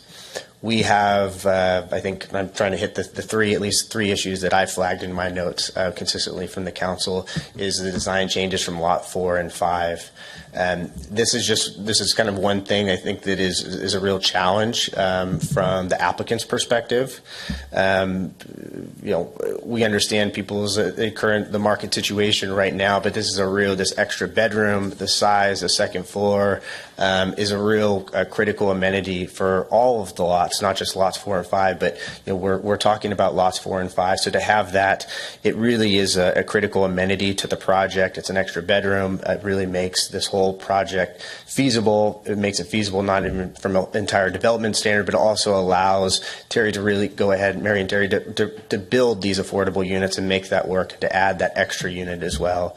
So with that said, we would like to amend our project description or condition it as council may advise with respect to removing the gate to fit within the community of the town, or community character of a town, and then add a single carport for the Lot 1, which would serve those affordable units.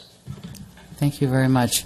So now I'd like to ask our town attorney, would you like to make some comments during the public hearing? Yes, I would. So I would like to note for the record. Yeah, please go ahead. I'm so sorry. The one thing I'm just not sure if I made it clear, but just for the record, because I do want to make it stated, is Councilmember Knight mentioned the idea of building in. The one challenge with the garage is that it does impact the side setback or the rear setback. So what we would ask too, in addition to as part of that, is that the council would grant relief from that setback standard to allow for the construction of that carport. Thank you.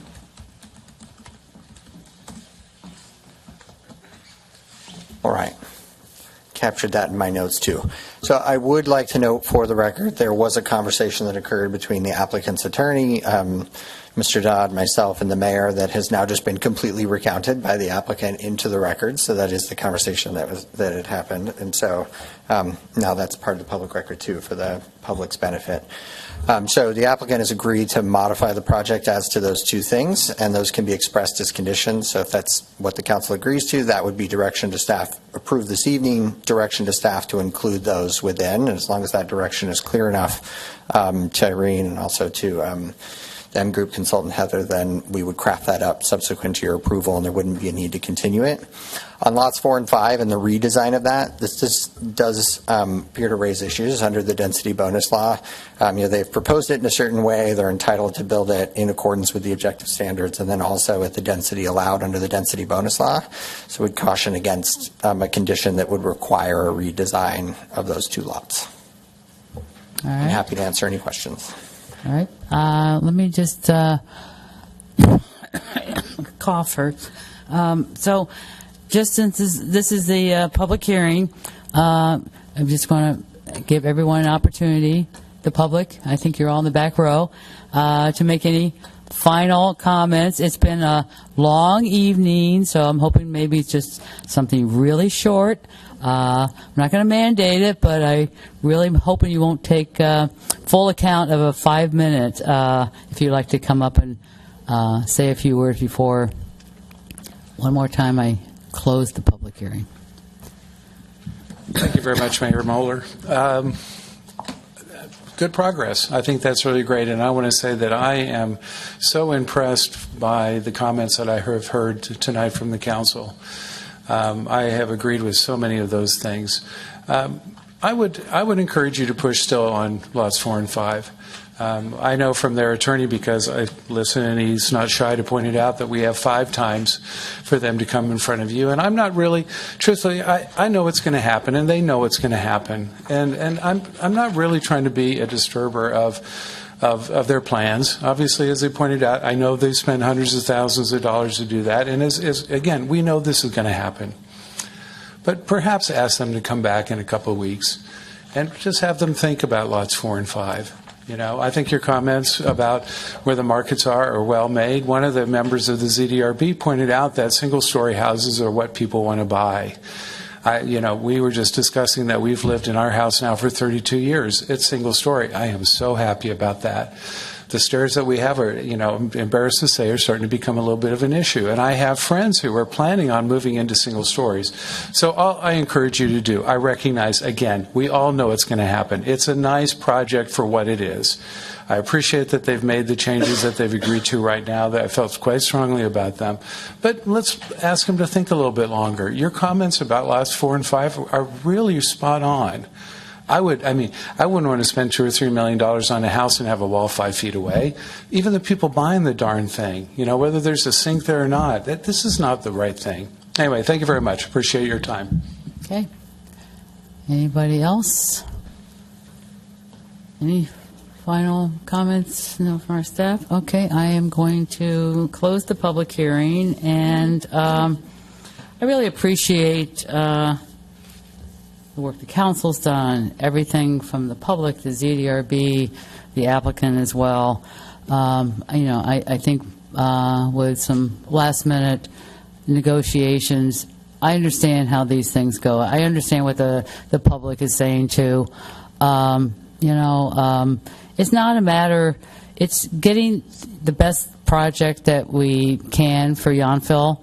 Sometimes not everybody's going to get everything. I know how negotiations go, and I'm also very like to consider myself very reasonable. We've got an applicant, we've got the public, we've got the ZDRB who's worked very, very hard with the applicant, and our wonderful staff who's really this has really been a very, very thoroughly thought out project. I'm very pleased that the applicant is offering to remove the gate and giving Lot 1 covered parking. I also am very cognizant of all these housing laws. I've been very involved in Cal Cities for years and waving the flag about, the loss of local control. But there is a housing crisis in California. These are state laws, and I do recognize that they're, both sides have remedies. So to me, with those concessions, I think this is the best project for all the people involved. So that's certainly my opinion. We'll get down to all the specific language in a moment once I hear from the rest of the council, but that's my position. Councilmember Knight, is your light new or old, or you want to talk? Okay. So I do want to, I do appreciate and I do thank the applicant. Thank you very much. Thank you, Town Attorney. I do want to thank the applicant and for your patience here and listening to the council. I mean, Yountville's a small community. We're very passionate and concerned, and so I appreciate you listening to us.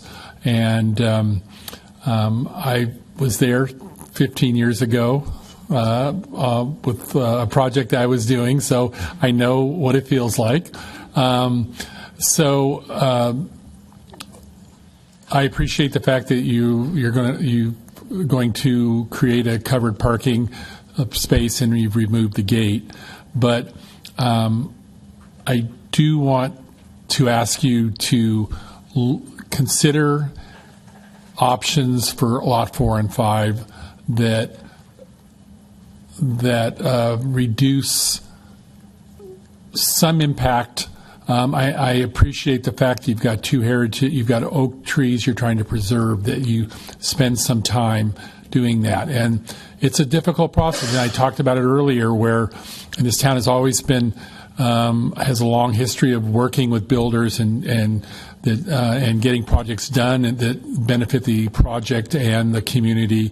I'm asking for a consideration and the fact that I also understand while state law, is directing some of this project with the density bonus law, we also have some time in terms of a number of meetings to have for you to spend some time looking at other options for Lot 4 and 5, and that's why I would propose that we continue the meeting and that we have staff look at to be sure all the points are covered in terms of the removal of the gate and supporting whatever we can do to create covered parking for Lot 1, but that we also provide you some time to consider some other options for Lots 4 and 5.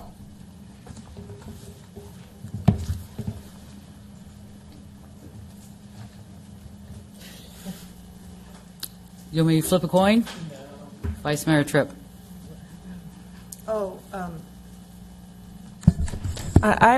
This is an exceedingly difficult question for me because I do understand the amount of work and money that is involved for the applicant every time we have a meeting, and you have all the consultants sitting around for lots of hours.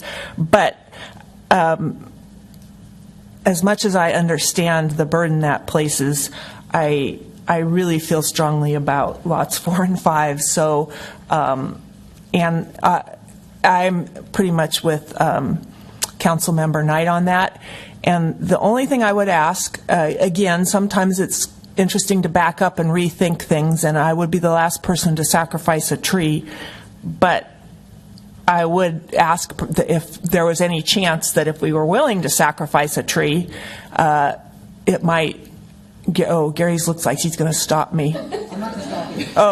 I will absolutely let you finish. Go ahead. Okay. If we were going to sacrifice a tree, whether we could move 4 at least back off the fence, and maybe same question for 5. So if the trees are the determining factor, would it be of enough value to us to preserve the character of the neighborhood if we had to sacrifice a tree? And that's just a thought. That's just a thought. But otherwise than that, I'm pretty much with Councilmember Knight, unless our town attorney tells us differently.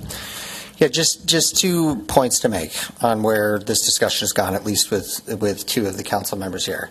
The applicants have already stated lots 4 and 5 in a redesign is not something that they would like to consider. We also agree staff has looked at this and looked under the density bonus law and looked at what the town can require in that. And I think already gone on record on what our position is on that. So this has already been looked at. And so going back and analyzing this, I think we have analyzed this issue. And I think the applicants have made it pretty clear on where they're at with that. The gate and the carport they've agreed to now, but if we were to continue this, I'm not sure we have a commitment to do that. Something for the council to consider too.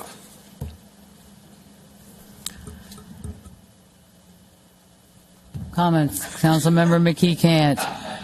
I also was going with the thought of the tree, and I was happy that our council member Reeves wasn't here because she's the one tree hugger on the council here. Because I was going to say our conditions of approval are giving more care to the bats and the birds and the trees than we are to community members who have made their home here for decades. So you threw a little curveball at my plans. I do appreciate greatly the consideration of the gate. I know that was, an important element of the sense of arrival and security and privacy for the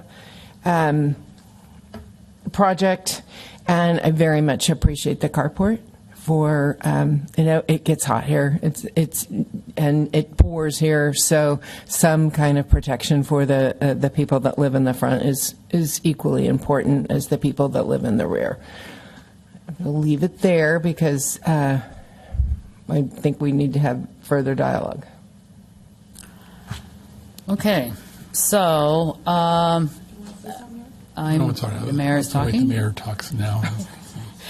So let's go back to some more legal advice from our team here. So if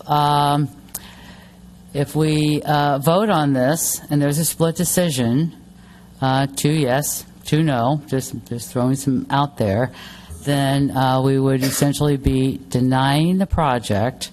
And what kind of legal issues would you anticipate?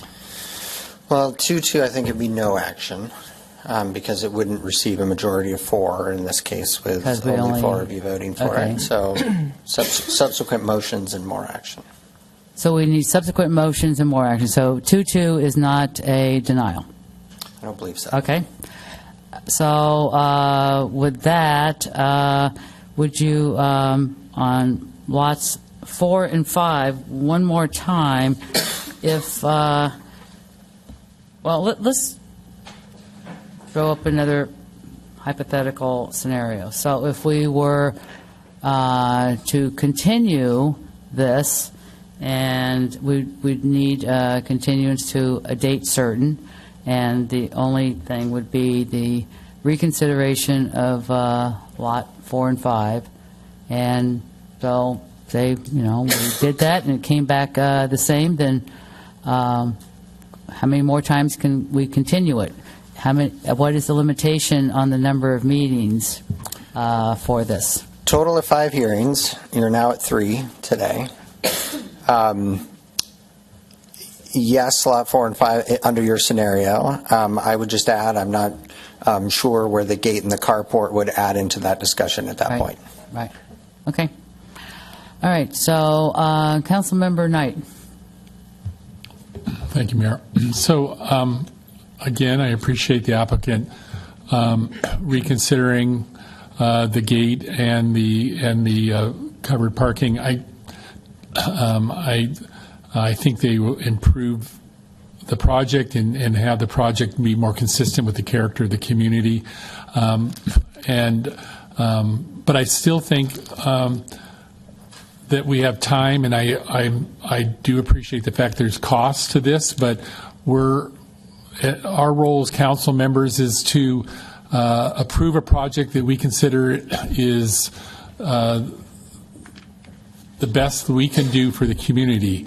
And I think while I understand Housing Accountability Act law, the law, and the state density bonus law, I think I would appreciate you considering taking some time with us, with the council, approving a continuance to consider other options for lots 4 and 5. I would hate to see the heritage trees go away. I don't think that's an option. I think there's other options potentially. But I would appreciate you considering that. I'm not taking. I don't think this decision would necessarily reduce your density or reduce the density of the project. It could, but I do ask you to consider, take some time to consider options to do something that reduces the heights or massing on those two lots and its impact on the neighbors. So. Vice Mayor Tripp. I also wanted to ask Gary about the issue I brought up earlier, about which kind of framed this whole discussion, the concession that was requested that we, and maybe required that, or at least arguably required, that requires us foregoing the requirement that the size and design of inclusionary units be consistent with the non-inclusionary units, which is probably really kind of designed, in my view, to address exactly what's happening here, where you have the non-inclusionary units much larger and of a different type than the inclusionary units, although some of that's been addressed with at least a carport. But this statement where in the report indicating staff had not developed any evidence contrary to the applicant's justification for the cost reductions that would be achieved from this concession. I asked Gary this earlier, but I'm still interested in understanding, since this is such a key part of this project, should we look more into the cost reductions to evaluate them and decide, since that's the basis of this concession, whether those are in fact achieved or realistic? Because what I'm hearing is we have not really done that. Well, I'm not sure that we haven't. Staff did analyze this issue, so whether or not you should is a question for you all. Okay. So I won't opine on the should piece of it. You have received documentation from the applicant. That's what the density bonus law requires, that they submit some documentation. You saw the letter with their analysis. If the town wanted to rebut that, you would need your own independent analysis that would analyze what the actual cost reductions are related to that incentive, and then that would need to go into the public record, and you would need to make certain findings under the density bonus law. Whether or not to pursue that is up to you all. I think that staff did look at this and thought that the submission met the requirements of the density bonus law. Well, not to argue with my lawyer, or the town's lawyer, it just says they weren't aware of any evidence to the contrary. Yeah, I know. I might refer that over to Irene then, or Heather, on the analysis that occurred. So. Yeah.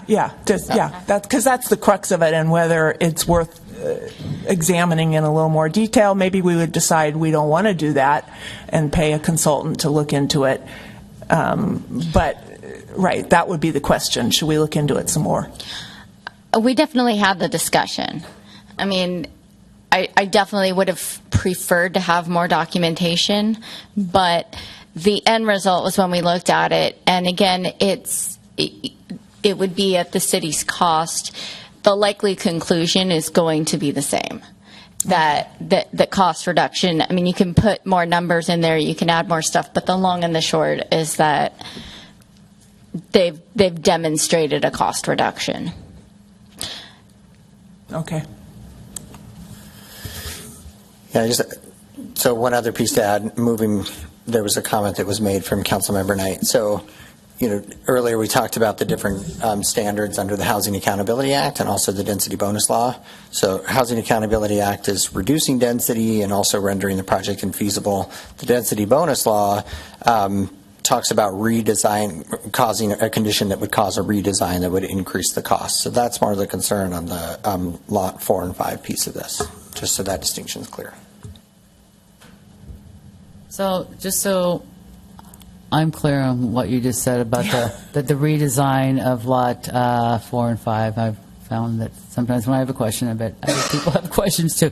Go ahead. So if it was continued, and I have a couple questions kind of built into that. But first is, if the majority wanted to continue this item, with the concessions that we had during our second public hearing, those they were made during that time. They are not in force, correct? Well, yeah, nothing's been made yet, and they haven't submitted anything different yet. And so, we went back and hold another hearing, and this were continued, then we would be considering and trying to justify all the different changes that would come from you. And haven't really had that discussion with the applicant, but they haven't. And so it seems like I think a point we're going to probably continue debating here is what kind of changes to Lot 4 and 5. Would we have to tell them what we want, or just hope they come back and could read our mind and do something, or would that also potentially affect it could. Would that affect density in some way to possibly satisfy the council, since we're not really sure what we may be looking for? We haven't discussed that. It could. So depending on what the request is, right, it could require a reconfiguration of where that building is on the lot. It could require a moving of certain lines. It could require any number of things, depending on, and I have to admit, that's beyond my purview. So, I tell you what the law is in this area, but the engineers that have worked on this, the architects, the other people, I would assume they have thought through these issues, and I know they have with staff too. So, thinking about how to put in the number of units that are allowed with the lots, the way that it's designed, very well could. And those are the questions that we would have to ask if that was the direction from the council. So that could go to, requesting decreasing the feasibility, which we cannot or not allowed to by law. And for decreasing density, does that go to the number of units, or does that go to square footage as well? It's number of units that goes there, and then as proposed and designed, which is the second piece of the analysis. As proposed and designed. Yeah. Okay. Got it. All right. So back to the council. I certainly understand where we may go, but I think, that we need to take some time to be very thoughtful about what we want here. Right now, we do have on the table that they are certainly willing to remove the gate and give us a covered parking area on Lot 1. In terms of, I think we've heard from many sides, both, our staff as well as the applicant, they really don't think they can really do more to Lot 4 or 5, but I'm hearing that there's some council members who really want something done. I'm not sure if you want to consider recommending, what that might be, or I think I've heard something about, perhaps changing a tree. So I think it's, I would like for us to continue these discussions just to see where we can really go, what we can, really live with, and, what we really can't. But again, we do need to follow some state laws here that have been set out for us. So I've got almost I do have a full light, except for me, that has lit up. So looks like we are going to continue talking. Vice Mayor Tripp. I have just two quick comments. The way I heard, first, I do understand, and the applicant is very ably represented, the idea that I heard this on a timeshare once. You know, this is a limited time deal. So if you want a carport and a carport and getting rid of the gate, you better act now or we might take it back off the table. I understand that, but I'm not really intimidated by that one way or another. And then also, in answer, I do understand the mayor wants to bring this to a conclusion, but I don't think it's required of us that we propose something to the applicant in terms of, at least this is my understanding, but I will ask Gary if this is true. I believe what Eric is asking is for a little more community outreach and a little more thought on the part of the applicant, even though I understand they say they don't want to do it. And so my answer to Gary, or question to Gary, is if we were to stick with that request that the applicant do that, is that does not violate anything at this juncture because we have more meetings we could do if we needed to. Is that correct? If we were to leave it today at that, we would not be violating the HAA or the density bonus law or anything, right? Yes. So you would not, you are within your 5 hearings, right? So you haven't met that. You haven't taken action yet, so you haven't approved or denied it. In listening, though, from what the applicants have said, you can certainly ask of them to do this, but they might not, right? So but if we there's no obligation on our part after asking to act, right? That we're not violating or at any legal risk by not acting today. That's my bottom question to you. Because you're within the 5 hearings, you could continue this, yes, if that's what you wanted to do, yes. Councilmember McKee can't. Thank you, Mayor. I support Councilmember Knight's viewpoint that we'd like to see how the architectural renderings might look if we change up the second-story sightline on units 4 and 5. It said yourself you have many, many renderings of those homes, so we would love to see them. So one last question for our town attorney. If we were to continue this, would we need just a minute order for a continuance, or how would we do that? It would be a motion to continue to a date certain with direction to staff. Okay, so if we were going to do a date certain, would we need some information from staff about that date at this time, or if we set it for, we have a council meeting scheduled in 2 weeks? Yes, we might need some input on depending on what the direction is and Right. what's being asked, Right. and whether or not 2 weeks will work.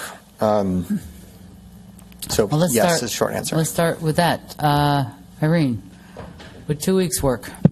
Well, again, it depends on quickly how the applicant can turn things around, because staff report packets that go out next week for that June 18th meeting. Okay. So then our other option is, I think right now we're planning on maybe not having the first meeting in July. That's because correct. that's July 2nd. So therefore, it would be July the 16th. Heather just pointed out, too, there's the possibility of a special meeting, but again, we don't have that date certain, so we would have to notice for a special meeting. But our attorney said, do we? Well, yeah, so if you continue to a date certain, you don't have to renotice this as a public hearing in the same way that you have done for tonight. If you Okay. don't do that, we can also just renotice for a public hearing for some other date too. Okay. And go through the process. So those are the rules. So would somebody like to make a motion? Mayor, I'm happy to make a motion. I would make a motion that we continue the meeting to what appears to be the second meeting in July for review again of the project. And it would give staff an opportunity to, and the applicant, to look at where the covered parking would be, to remove the gate from the project design, And then to consider some options for 4 and 5. I'm not an architect. At one point, I thought earlier it would be nice to see the decks closer to the north fence, but I also would not want to see the loss of the oak trees. And so I know it'll take maybe some time, and I do appreciate the skill of Catherine Austin to look at the options for 4 and 5, and I would ask you to bring back something that reduces heights. Maybe there is some compromise with buildings closer to the fence if there wasn't the same heights that were affecting light and for the neighbors, and it would be more in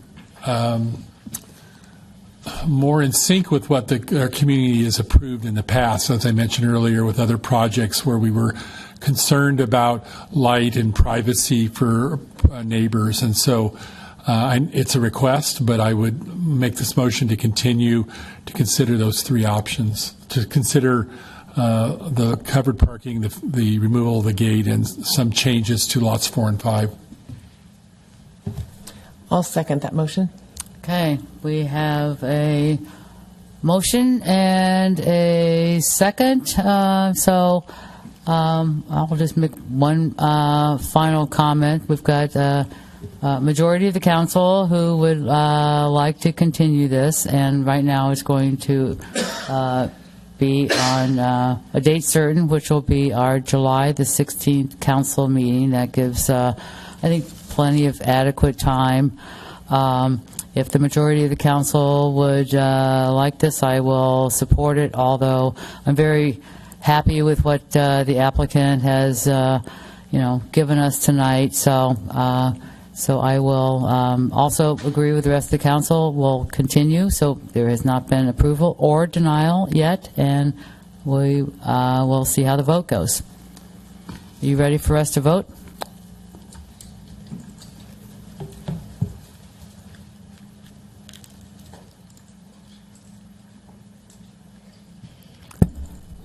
And that will be continued to July 16th. All right. Thank you. Thank you, everybody, for the longest item that council has probably discussed in many years. So I'll give everyone a few minutes if they would like to leave. We've just got a couple more items to go. We might even need another. I'm okay, but okay. I'm okay. Okay. Yeah, we're gonna get through this last in for everyone an opportunity to leave.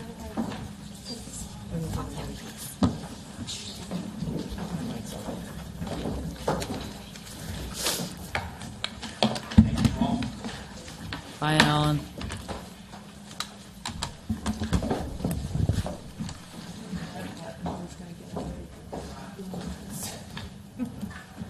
Want to make Samantha's first. All right, let's move on. Do we have any administrative or regular items for this evening? We do, Mayor. The final item for you tonight is the resolution to call and consolidate the November 5th, 2024 election for 2 council members. Here she comes. Sorry. I just assumed you did. We're all brain dead. We're really sorry. She's like, let me out. Now that we have a full quorum of council members, can we get a staff report on consideration of adopting a resolution announcing our election in November? Yes, Mayor. The final item for you tonight is a resolution to call and consolidate the November 5th, 2024 election for 2 council members. The most notable item about this resolution is that in the fiscal year 2024-25 budget, the town has funded the translation costs for candidate statements. So that differs from the 2022 election, and that is noted in the staff report.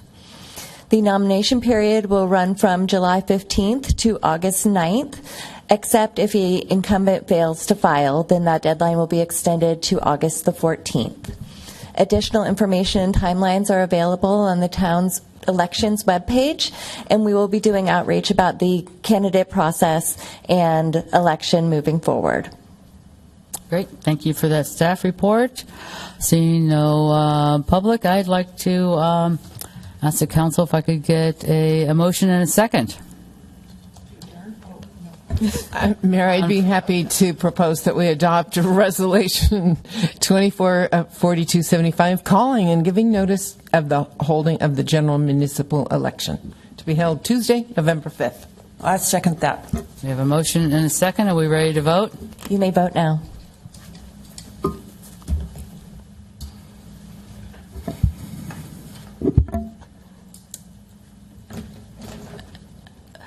My computer froze here. Give me a moment, but that passed unanimously. All right. And there was nobody abstained. Okay, that was all unanimous, yes. All right.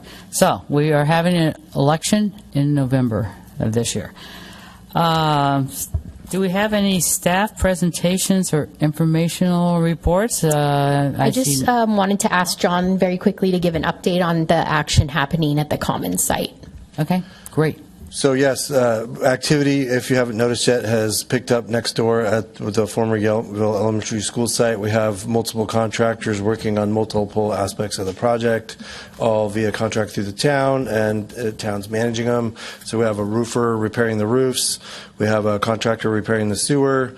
The demolition just finished yesterday, and demolition just means removing things like fencing and old dilapidated parts of the campus that we didn't want to keep. And then there is a contractor that's mitigating all the trip hazards on site by doing precision concrete cutting. So that activity is happening right now, and then in the coming days and next week will be crack sealing and paving of the playground in the back, as well as paving of the parking lot in the front. And the tree work is yet to be scheduled, but it's pending any day now. Thank you very much. Every time I walk by or look out around my corner, it's a lot of activity going over here, so we really appreciate everything you're doing, pushing that along. Mayor, real quickly, you had a quick question for that. Yes. Okay. I just noticed that that the picket fence was taken down on Yount. Is that just are you going to put another fence back up, or what are your thoughts in terms of you're just cleaning right now and the fence plan later? That particular fence was included in the demolition contract, scope of work, and the future of that landscape area will be considered with the future design aspect of it. That's fine. It had some wear and tear, so Yes. Thank you. Yes, and the roses provide a good barrier. Oh, it's beautiful. They're beautiful, though. I do have one final announcement. Yes. The community cookout has been postponed due to a heat advisory, but we will be hosting two Meet My Neighbor events, workshops 1 and 2, on June the 6th from 5:30 till 6:30 at the community center, and Meet My Neighbor workshop 2 on June the 12th from 5:30 to 6:30 at the community center. And lastly, please save the date for Yountville Night Out, July 31st. More information to follow. Thank you, Town Clerk. Council external meeting reports. 2 I attended real quick. May 22nd, MVTA, and Councilmember McKee Kent was there as well. And we introduced the ordinance and waived the first reading for Measure U, which will be on our November ballot. This is just... it's not increasing our sales tax. We're just extending the half-cent sales tax from 2043 to 2055. And it's also going to allow us to bond against that sales tax so we can move projects forward. And LAFCO met yesterday. We had a workshop in the beginning to talk about looking at our services we have with the county, and we adopted our budget. So that's it for me. Councilmember McKee Kent. One addition to NVTA, Caltrans was presenting project updates, and so I went ahead and asked about the overpass work on California Avenue. Because it did seem like things were stalled for so long, and it might have been because all hands were on deck for the other 37 and 280 closures. But they are working on it nightly, as probably everybody can hear. And they said the first big hurdle of the project is done, and the next 2 subsequent hurdles should not take long, but they didn't reference a timeline. Okay, with that, can I get a motion to adjourn to our next regularly scheduled council meeting, which will be at 3 p.m. on June the 18th? Move adoption or move the adjournment and to the future meeting. I'll second. And I'm going to call all in favor, say aye. Aye. Any opposed, any abstain? All right, Yountville, that's a wrap.